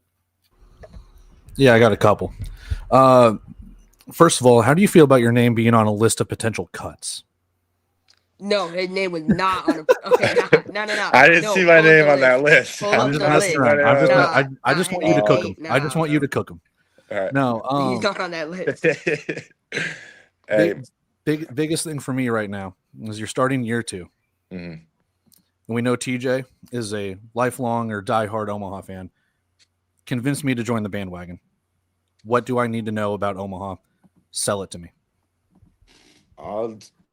As a player, it's the atmosphere. The fan engagement is amazing. As players, our community outreach is awesome. I think what we do as a team is different than others, right? We take as serious as we take the sport, we take everything else just as serious, and that's the community outreach, right? We always want to get back to the community. And Saturday nights in the office, man, there's look, Omaha is hard to beat, right? You got a full stadium, right? And these are people that that pay good money to watch us play. And we want to put on a show for them. And, after the games, just for me, example, I will stay there as long as I can just to give, a little kid an autograph, right? So I think with joining the bandwagon, you for Omaha, you get the best of the best, right? You get the best athletes, and not only that, you get the best people, right? We try to do everything right as far as an organization. So, as long as we keep doing that, Omaha is just going to keep growing. Krish, do you have any more questions? Yeah, just my only question for you is like when you make that jump, right? When you go UFL, CFL, that's the goal after this year. Mhm. Do you see yourself playing tight end or running back? At that next level. Oh, so it depends. It depends. Like I said, like before, really. I think I'm a versatile athlete. I feel like what I am is a chess piece into a spot or a puzzle piece that, is missing that you need to fill. Right. That's kind of how I've always seen myself as. So, whatever happens to me in the future, you can never tell, right? You can never tell. In college, I played tight end. Overseas, I played defense and offense, right? In Jersey, I played running back. In Carolina, I played O line, right? Played O line, tight end. You know, and I'm only 230 pounds, right? But it's a mindset. It's a you know the whoever I'm lined up against. I think to myself like you're really gonna have to beat me if you want this, right? To be honest, I don't think a lot of people want to win more, right, than how I feel, right? That's my biggest thing, right? I will play O line all game at 220 pounds if it means we're gonna win, right? So, for that next level jump, I would love to play running back, but if I see myself, I just see myself as that, like, kind of like how Juszczyk is for the 49ers. It's exactly how I see it as. A guy that you can line up at running back, a guy that you can line up at fullback, flex him out, right? Make plays, right? So that's how I see myself. That's fair for sure. TJ, do you have any more questions for David? No, I'm good. Once again, though, I'm just super happy that you signed with us back when, re-signed with us for this season, and I can't wait to see what this season is going to bring for Omaha, man. Good luck. Thank you, man. Thank you. I appreciate that. Cody, do you have any more questions? I'll have one more. What do you think was your biggest hurdle? I know you've said multiple times you're going through all these different positions, tight end, offensive line, running back, pretty much everything except kicker at this point. What was the biggest hurdle from the outdoor game to the indoor game? And I guess I'm not trying to say what your weakness is, but what do you think is the biggest thing that you still need to learn? It's kind of tough because I feel like every day you're always learning something new. But for me personally, the hardest challenge I've had in this journey was I feel like I always have my back against the ropes. And if I wouldn't say it's a challenge because it always pushed me to do better, right? So I don't think it was much of a transition issue. It was just more of like, all right, I'm on a team now where you got guys from, the University of Minnesota, right? University, all these D1 schools, and then you get me from D3. So I always had that, like, I got to prove myself, right, that I can be here, right? I could be a legitimate player. So it's always it kind of feels like a disadvantage, but it was always an advantage to me. So I think that was the hardest transition. Other than that, football's football, man. You put the pads on, and it's whoever wants it more. It's a good answer. We got a question for you here in the chat. Who was your greatest influence and mentor on your football journey? Anyone except Krish, he's a given. So I had a couple, right? I would say dating back to high school. Well, I want to say first, my greatest influencer is definitely my dad, right? That's somebody I always looked up to. But for football wise and coaches wise, I had a couple. I would say my high school head coach, Aaron Hasbrook, has always believed and pushed me when I always felt low. And then going into college, college was a big transition. I was the first person in my family to go to college, so everything was kind of new. In my first 2 years, I kind of fell out of the love of the sport. And then I actually got switched to tight end, and it was my position coach, Mike Lago from Western Connecticut State, who really believed me when nobody did. And so it kind of pushed me every day to be better. And I feel like how he coached me as a player really influenced me to get this far. And, throughout this journey, I would say Brandon Negron too. I mean, that's a guy who never quit on me. He always believed in me, right? Brought me from Carolina to Omaha, right? For a reason, right? For a reason. He didn't have to do that, right? It was a privilege. So, and that's a guy that, never gave up on me either, right? So these are guys that always motivated me, influenced me, and taught me. So those four were my greatest influences to the sport for sure. Who is Tina Quinn Ross? Is that your mother? That's my mom. Awesome. That's my number one fan right there. She love is, yeah, I love my mom. She's awesome. Well, thank you so much for tuning in, Mr. Ross, and then also Mr. Ross. Love you, bro. Make me proud every day. Is that your father? Yes, sir. Awesome. Love you. Love it that you guys are tuning in and to support your son. That's awesome. Honestly, that's the best part about this show is that we always find out, how big of a support system these players have, because it takes a lot in indoor football. It's not an easy pursuit. These guys aren't making millions by any stretch. So family goes a long way. You talked a moment ago about your position switch to tight end. What position did you play before? What in college or? Yeah. In college, I was a tight end, fullback, running back. Right. Nothing's really changed. I mean, it's just like, I like I said, I'm always that missing piece to the puzzle that a team needs. Right. I'm an effort player.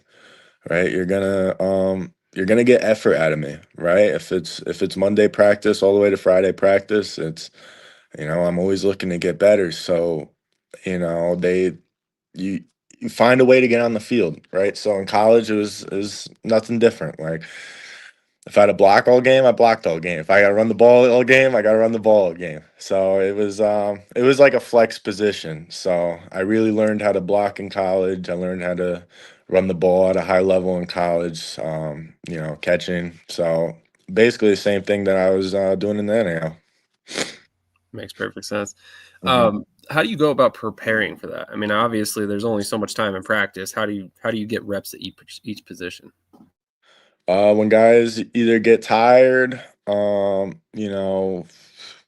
some guys get lackadaisical at practice, I'm hopping in there, right? I will, I will legit hop in at O line if I feel like another guy's not giving full effort. I want to give the defense the best look we can, because making them better is going to make me better. And at practice, I try not to go off the field. I really don't. I really don't. If we're doing, indie drills, you'll see me jumping around. Like I'll go with the running backs, and then 5 minutes later, you'll see me with the O lineman. And 5 minutes later, you'll see me with the wide receiver. So I'm constantly moving throughout practice. But honestly, it's a pure love for the sport. Makes sense. Krish, do you have any more questions? No, I'm good. I appreciate you coming on, and I'm really looking forward to seeing you, and seeing what you got. Make me Thank shave you. my head. Make me shave my head. So There we go. I like it. TJ, any other questions? Cody? I just got one. I want to end it on a fun one. Mhm. take me through your game day routine. Like when you wake up, are you superstitious? Do you eat the same meal? Pump up music, kind of that stuff. Take us through a day in the life of Omaha Beef game day. So honestly, it's kind of funny when I wake up until I get to the arena. I'm not thinking about football. I feel like if you get a little too amped up before the game, when the game actually comes, you kind of lose that ampness. So, I just try to get my mind into like a calm place. So, actually, before games, I'll listen to like old country or like some light rock music. Just something to calm my nerves, right? And then when that 40 minutes hits. I'm switching the gears. I'm usually listening to like NBA YoungBoy. After that, I'm getting a little pumped up. You know, um, I just try to, for meals, I stay light. I'll just have some fruit or something, whatever the team has out. But I try to keep light spirited before the game, and then once the game comes around, you're clicking. Right now you're looking like, all right, let's do this. Let's get this win tonight.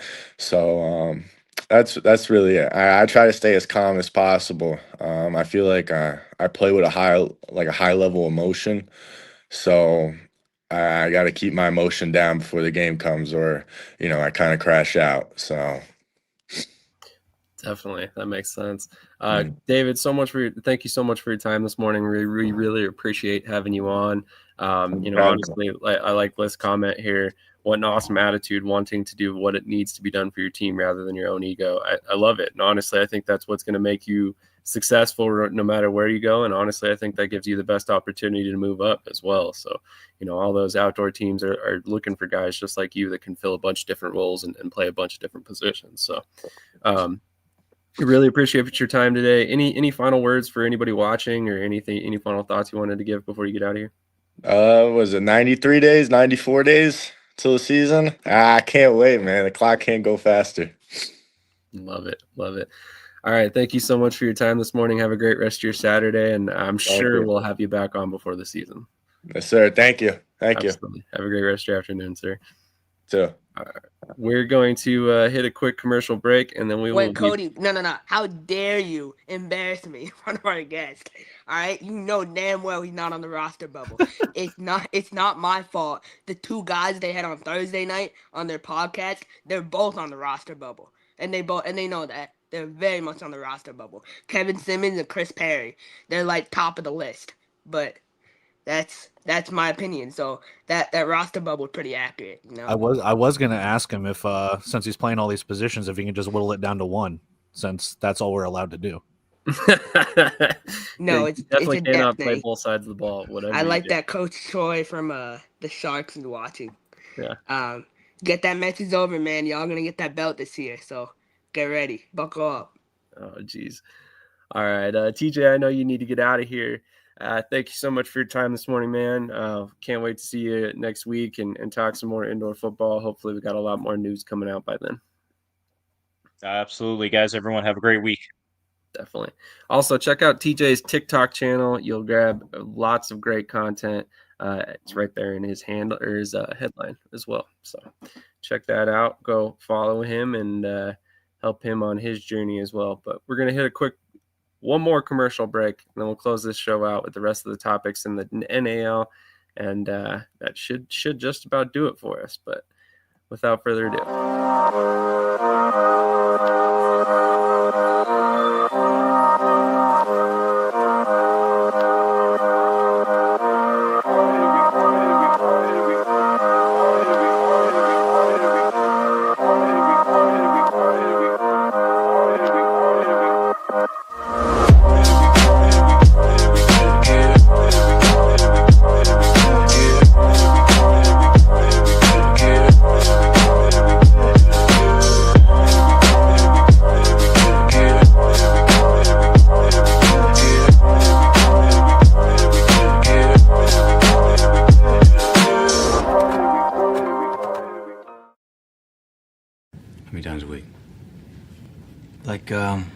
Three, four times, maybe. I'm gonna pump those numbers up. Those are rookie numbers in this racket.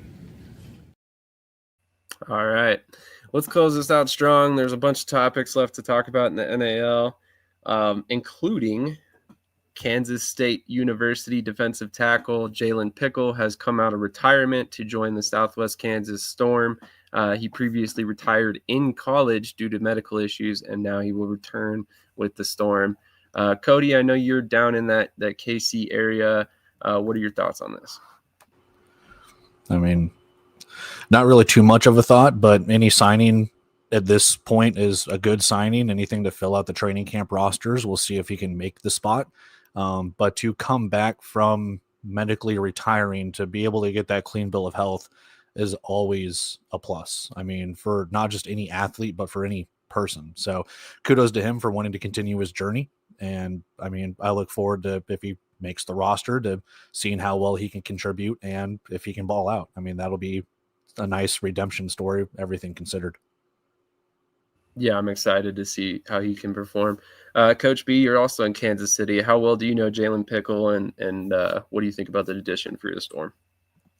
I just know him from his college days. I don't know him well, but I think it's a good pickup.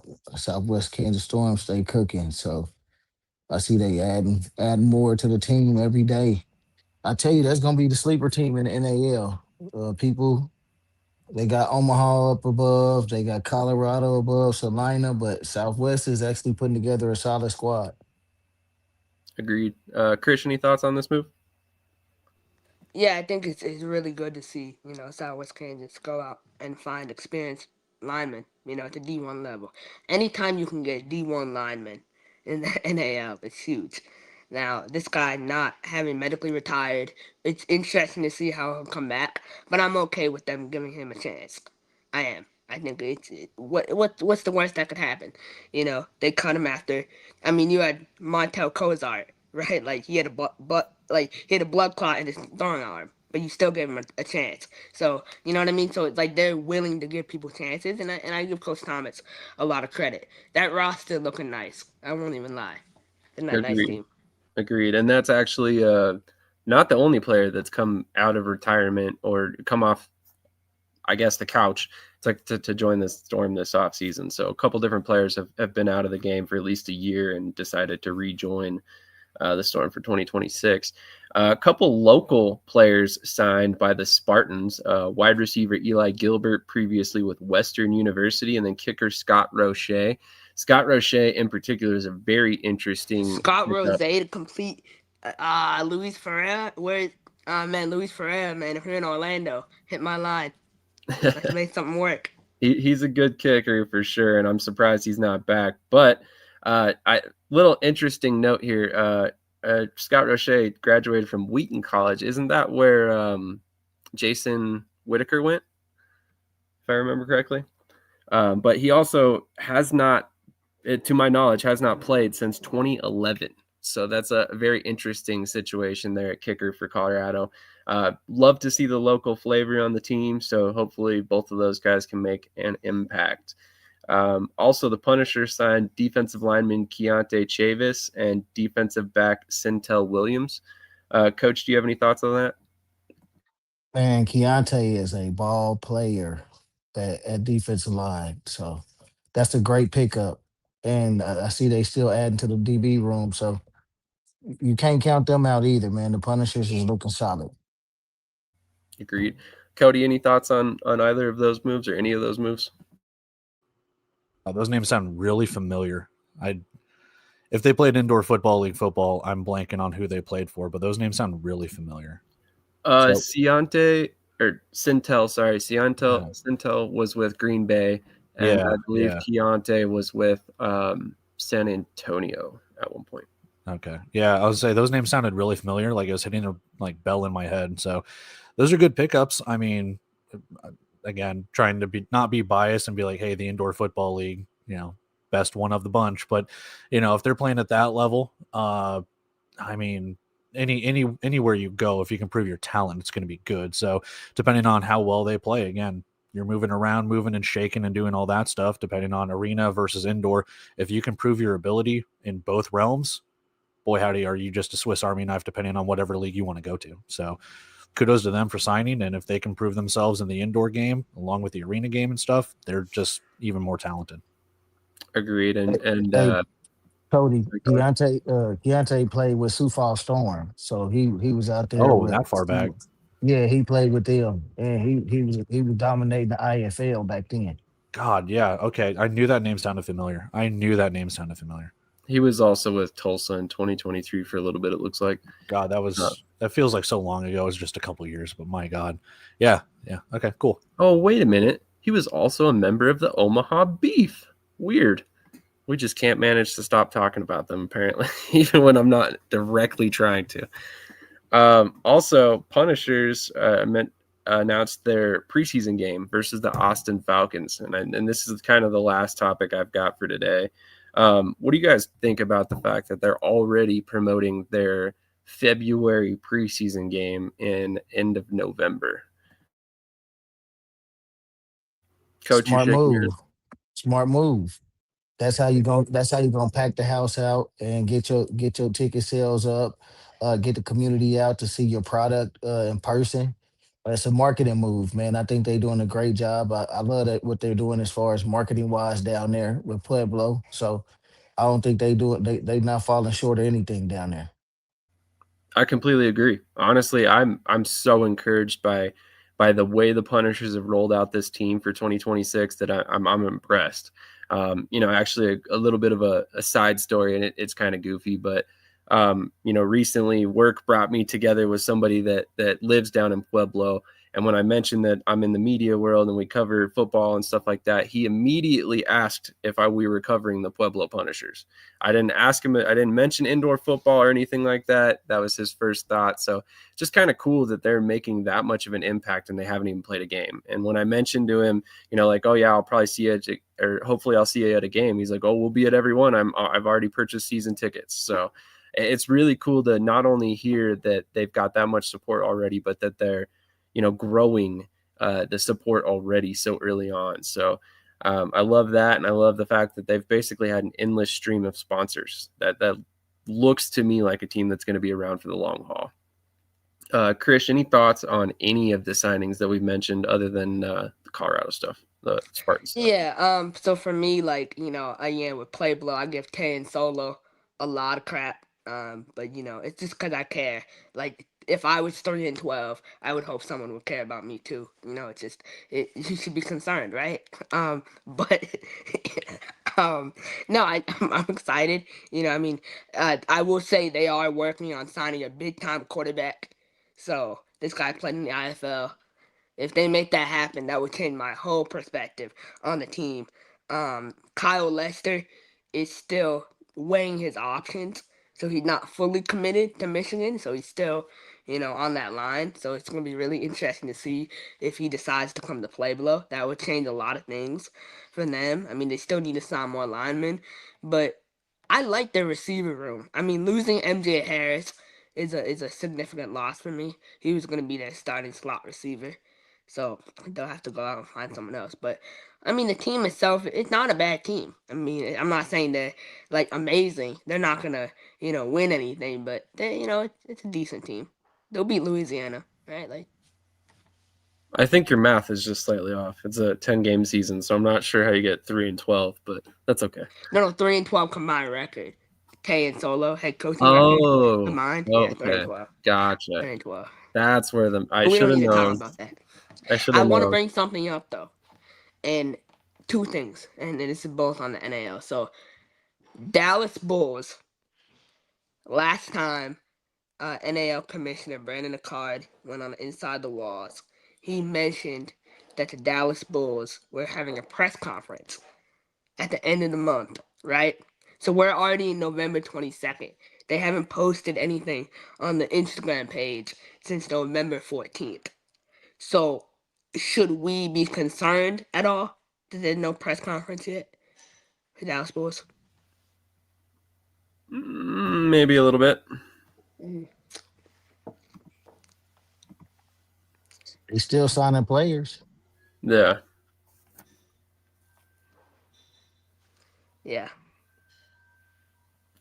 I don't know. As of right now, I don't have any concerns, but we're really early in the process personally. But so we'll see.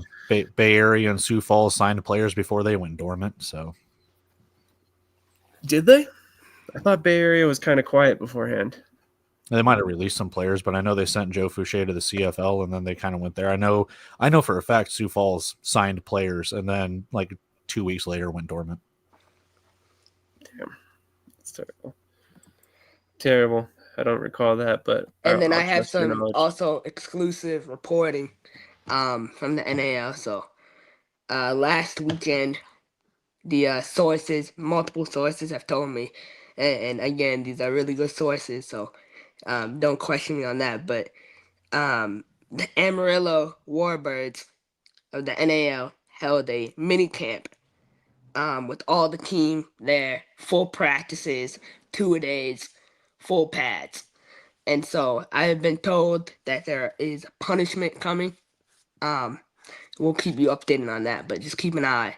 It's looking bad in Amarillo. You know, and I love the NAL. It's holding coaches accountable. You know, I love it.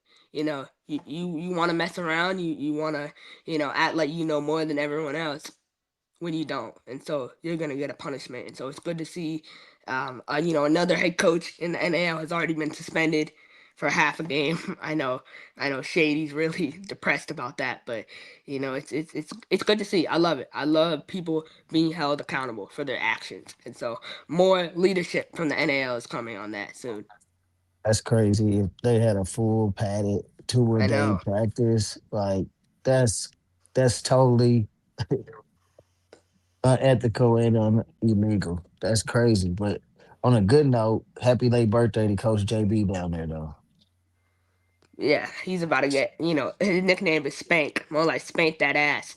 That's what's about Oh my it's about to god. happen soon. So I'm just saying, man. You wanna play, and get the spray. It's what you're doing, man. So obviously, NAL is moving in the right direction, and I'm excited. Amarillo will still suck though. Oh, let's not They pull any punches here. don't they supposed to have a scrimmage game, exhibition game against the Falcons too? Probably. I don't know. Everyone wants to play Austin gets Julian around. Robinson. Everyone wants to play Tyrone Washington's new import coach. Let's see how long he lasts. He won't be there for more than a month. Julian Robinson.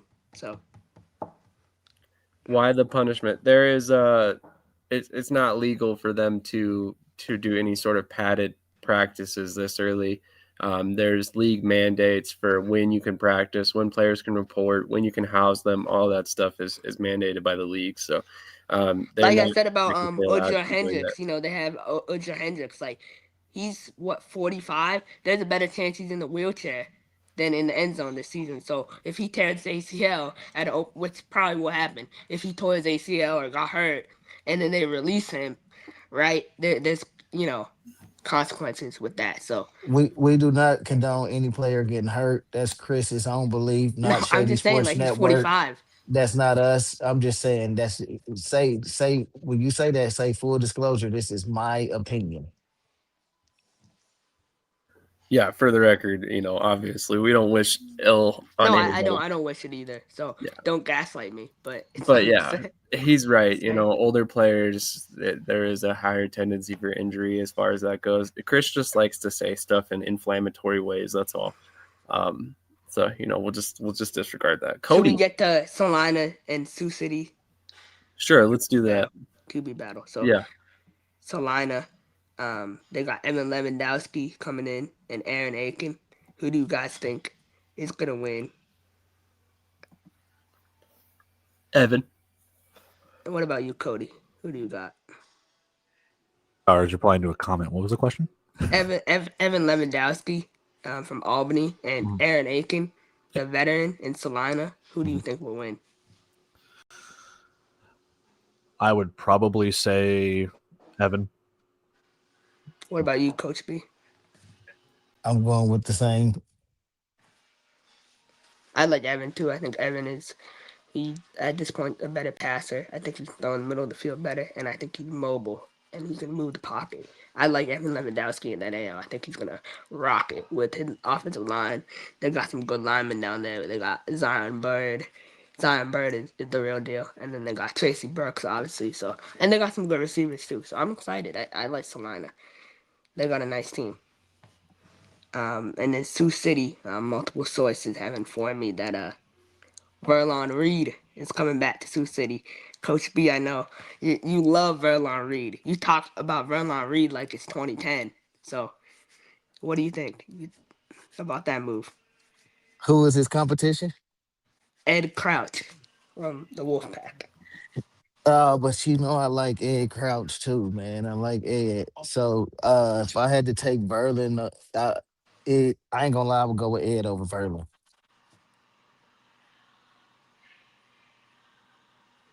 What? That's an interesting quarterback room in general because I mean they're both veterans, so I have to wonder like if one of them wins, is the other guy even going to stick around? You know, because I mean at this point, does either one of those guys want to stick around to be a backup? I doubt it.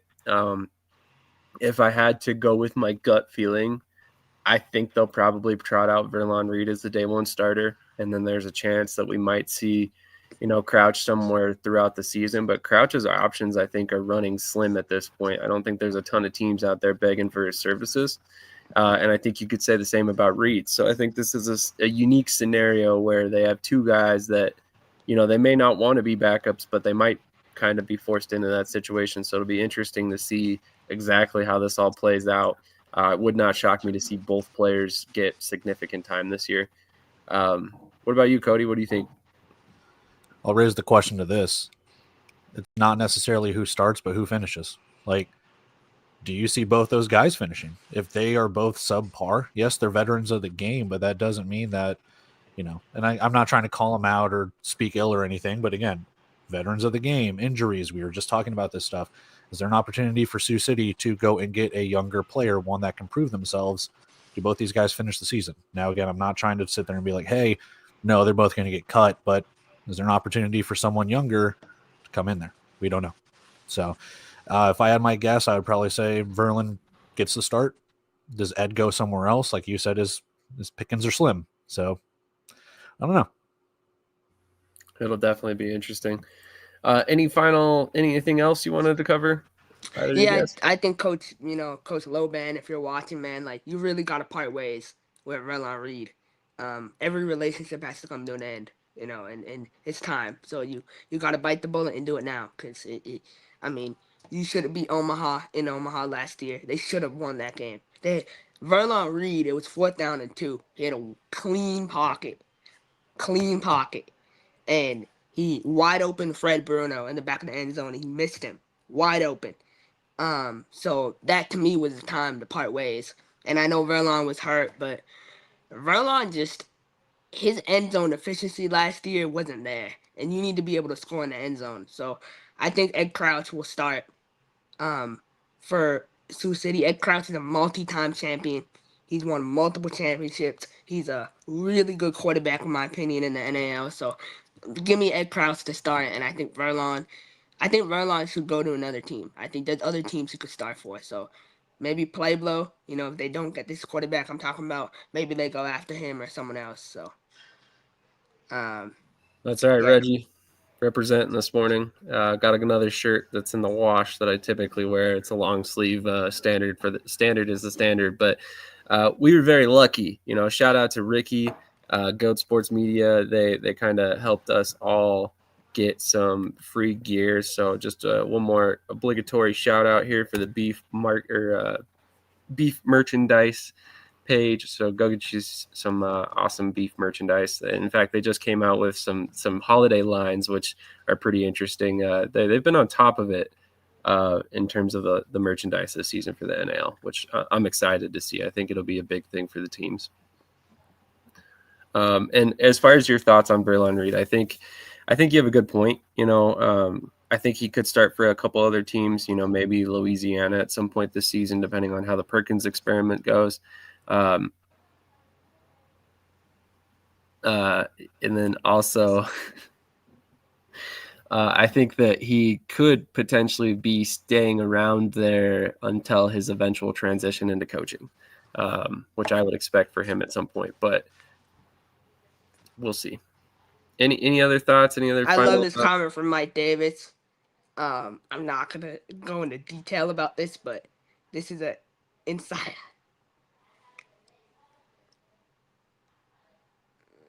this is an inside joke, but we're not gonna go into that. Look, hey man, Orlando will be solid, man. We're gonna find a good quarterback. Like that's my concern as well. But don't worry, I'm sure Jawad already has his guy in the waiting. So it'll be fine. We'll be fine. But no, So one more thing about the International Arena League, I saw a comment on that. I don't want to dive too much into it, but I like the documentary they did. I don't think it's a legit league at all. I think Mook Zimmerman, like I said, Mook Zimmerman is, he's a track record so far, unfortunately, about being involved with Ponzi schemes. First, it's the ENTLFA. Now it's this. I'm not saying he's purposely involved, but To be fair, he was with the ENTLFA for like 2 seconds. He was nah, he was announced and then promoting it though. immediately But left. it's not his fault. I'm just saying it's. Yeah. All right, so no, now you want to say this? Now we're gonna get into it. So Coach Davis is extremely critical of our quarterback that we had last year, Kenji Bahar, and I'm not gonna lie, I feel the same way in some ways. I watched a lot of film this week. I mean, Cody has been so critical of Kenji. You watch any of your talk about how you feel about Kenji. You know what? I didn't think he was a bad quarterback. There's definitely it's the thing that a lot of people talk about where just because you play the outdoor game does not mean it's going to transition into the indoor game. I don't know if I've said it on here or in any of my videos, but I'll be brutally honest with you. There are probably NFL quarterbacks that can play in the indoor football league that might struggle because of the dimensions and because of how fast paced the game can be and the blitzing and everything like that. Same thing going from indoor to outdoor. That's why you see a lot of players struggle when they go from indoor to outdoor if they've been a veteran of the game and their clock's ticking to try and get out there. So was I critical of them? Yeah, but at the same time, that's also part of it. Like you have to learn, you have to adapt, rookie or not. It's a tough yeah, they don't get paid millions in the indoor football league. They probably should putting their damn bodies on the line and going over walls and doing stuff like that, man. Like it is a brutal sport compared to the 4 seconds of running and then you get to stand for 40 seconds in the NFL or do whatever. It's like indoor football league, the arena league, all of that stuff. Like it's brutal, man. So he just didn't transition. Yeah, and I think the problem with him is he locks in on one receiver. So he wasn't able to go through progressions. So if he's locked in on Thomas Owens, the ball's going to Thomas Owens. And the defense, better defenses know that. And so if he comes back, he needs to be able to read. But then even if Talia comes back, Talia needs to be willing to get out the pocket and run. Yeah. He needs to be able to put his body on the line. So it goes either way, But that's the thing with that, though, is if Talia comes back, rookie or not, I think the spacing and the timing that he had at Maryland is not what he's going to have in the indoor football league. And again, you're looking at a Big Ten defense versus an IFL defense. Now, people can complain on what the talent level is, but pro level D1, D2, D3, FBS, FCS in the indoor football league can still be different than Rutgers. So that's just how you have it, man. I agree. And Jaden Delora, okay, we can talk about him. His Also, style when fits, you bring in those type of quarterbacks, you gotta have a coach that can be able to translate them from the outdoor to the indoor. You can't just bring in them quarterbacks and expect them to automatically translate anyway. So you gotta have a coach that be able to do that because indoor football is totally different than outdoor. And everybody don't get that translation easy. So it has to be a smooth transition, especially at the quarterback position. I agree. 100%. I honestly think that's one of the things Krish has pointed out in the past about Massachusetts is if you look back, I think it was 2023 when they had Anthony Russo. Yeah, right? But he was good. Yeah. And that was Anthony Payton as the offensive coordinator, correct? Mm-hmm. Yeah. Yeah. So, that just goes to show you how important the coaching really is. Anthony Russo had never played indoor football before. In fact, they were hesitant to start him. I think Alejandro Benefield started the season that year, and then Anthony Russo came in and lit it up, and he was more of a got hurt, didn't he? What's that? I thought Benefield got hurt, didn't he? Yeah, Benefield got hurt. Might have, yeah, Joe got hurt the first game, and then we brought in Russo. But Russo was another thing is his release was amazing. Like his mentality on the field, he was a leader. He was really good. Kenji's he's a good person, but I think like the adjustment to this game might not have been, suited for him, and that's fine. It just like Coach B said, yeah, like there, is expectations to obviously um you know, like produce right away. But like the reason why I was saying like Cody, like Jaden Delora, he played in a West Coast offense, right, at Washington State in Arizona, right? So it's high flying, and so maybe his game, like that gunslinger style, fits the IFL better, if you know what I mean. I mean, it definitely can. Mike White tuning in.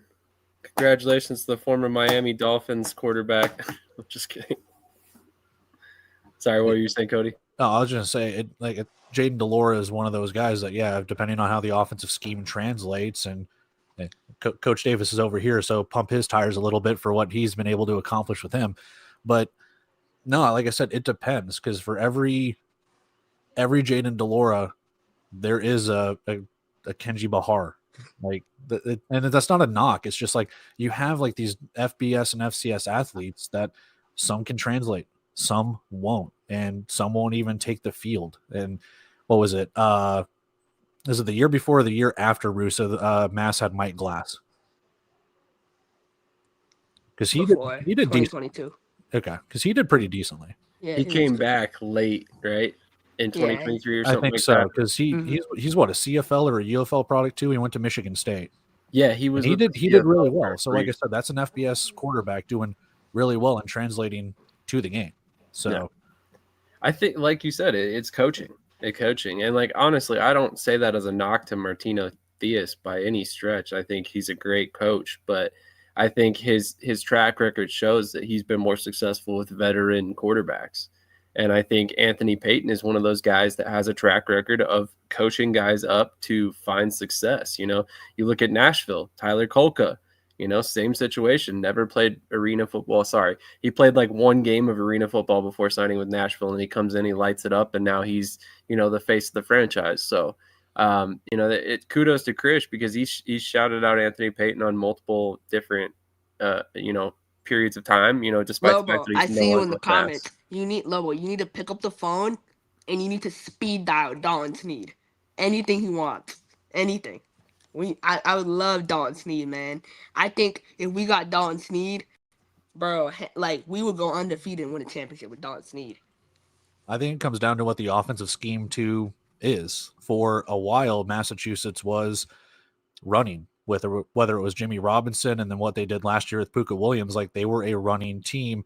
Kenji Bahar, and that's also another thing I was kind of critical of. Kenji Bahar did not kind of just tuck it and run. He would on occasion, but like you need a mobile quarterback. Not saying he was a stone back there or a statue, but you saw a little bit of that mobility with Tonga Vailoa there at the end of the season, and that helped out a little bit. So I want to see what that scheme is. And one, like Krish was alluding to, like if you're locking down on one wide receiver and you only have the running game, like it's going to be a pretty predictable offense to figure out.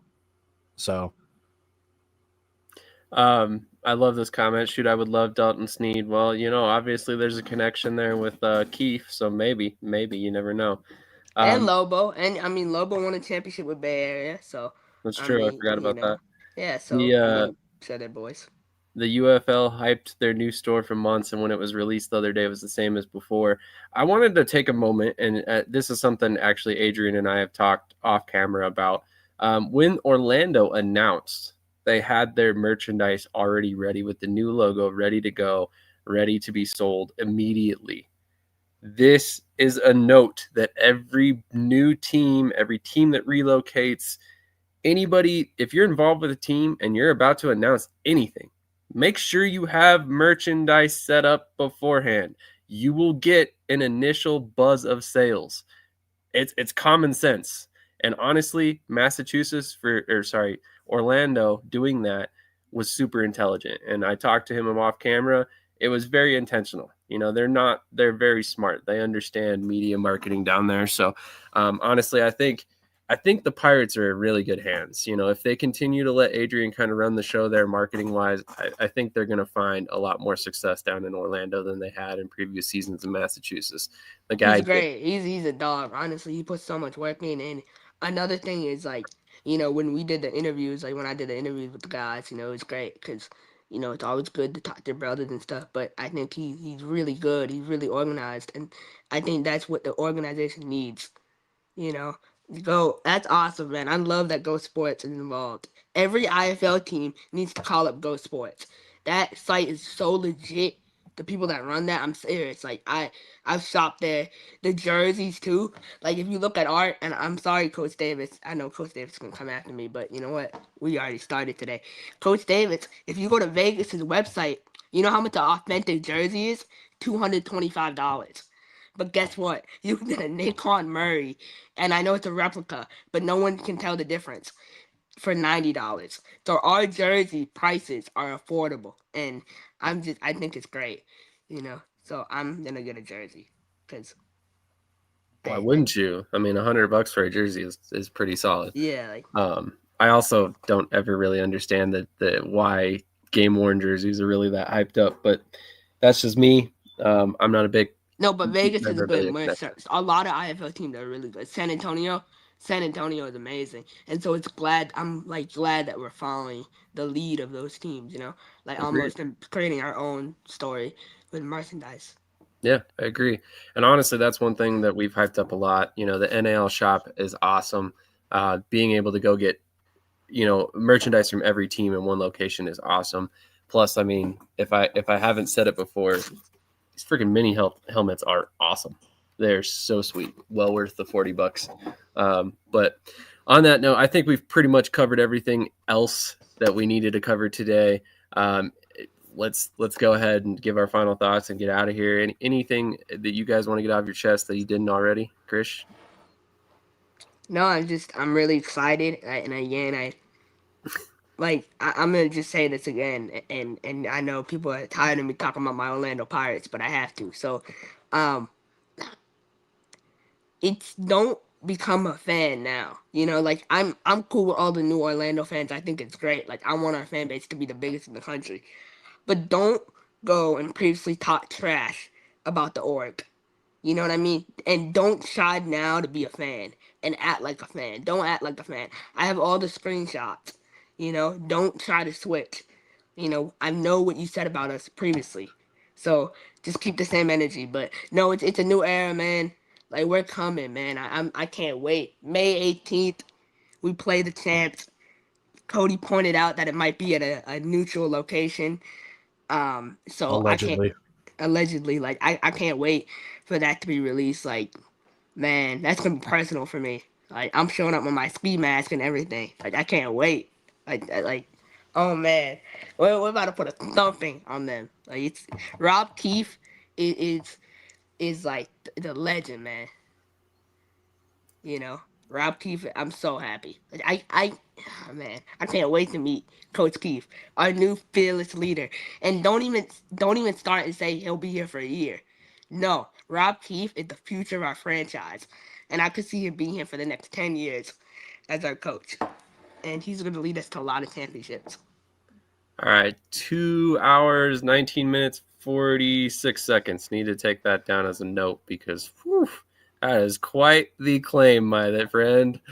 Anyway, big allegation. Cody, any final thoughts for you, sir? Shadron State at Pitt State today, D2 national playoffs. Go Gorillas. There you go. Hopefully they can take home the win for you. It's been a couple great weeks for you so far. Coach B, any final thoughts for you? St. Joe Goat's gonna win the TAL. I can see it at this point.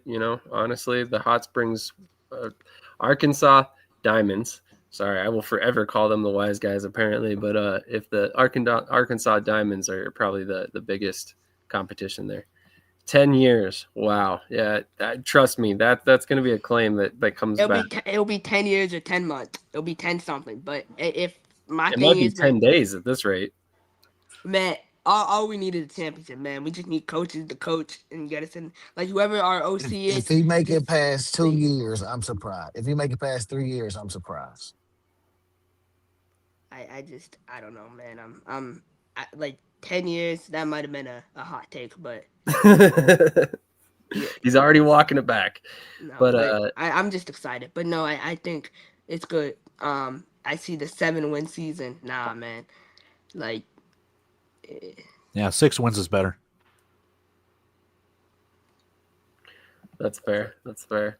Chris, you're funny, coming in man. hot. You're Tulane so locked in funny. number 12 to pod. Okay, awesome. Well, on that note, guys, let's wrap this one up. It's been 2.5 hours. Hopefully you guys enjoyed yourselves. Lots of comments today. Really appreciate everybody who tuned in and commented. Make sure if you haven't done so already, hit that like button wherever you're following along. It's huge. It tells whatever platform you're watching to share this out with other people, and hopefully we get a lot more new viewers because of it. So definitely make sure you do that. Also, check out the Shady Sports Network merchandise on brandingblanks.com. We have our own section. You go there, you can get everything that we have available.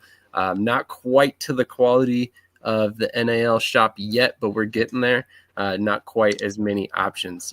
Also, make sure you jump over right now, or not right now, sorry, in an hour, to tune in to Mile High Bandwagon at 9:30 a.m. Mountain Time, 11:30 a.m. Eastern Time. So with that, we'll catch you guys next week. Great show. Thank you, everybody, again for tuning in and all the comments. You guys are awesome. Honestly, we have kept this show rolling all off season because of you guys. So if you want this show to keep going, make sure you remain in the comments every week. Give us your thoughts, your hot takes, your predictions, whatever. We love to see it. Yo, what's good? Cedric the bus driver here. I don't know about you guys, but I know what I will be doing every Tuesday, Saturday, and Sunday. And Thursday nights too. I'll be over at Shady Sports Network, so catch up with me. Holla at your boy.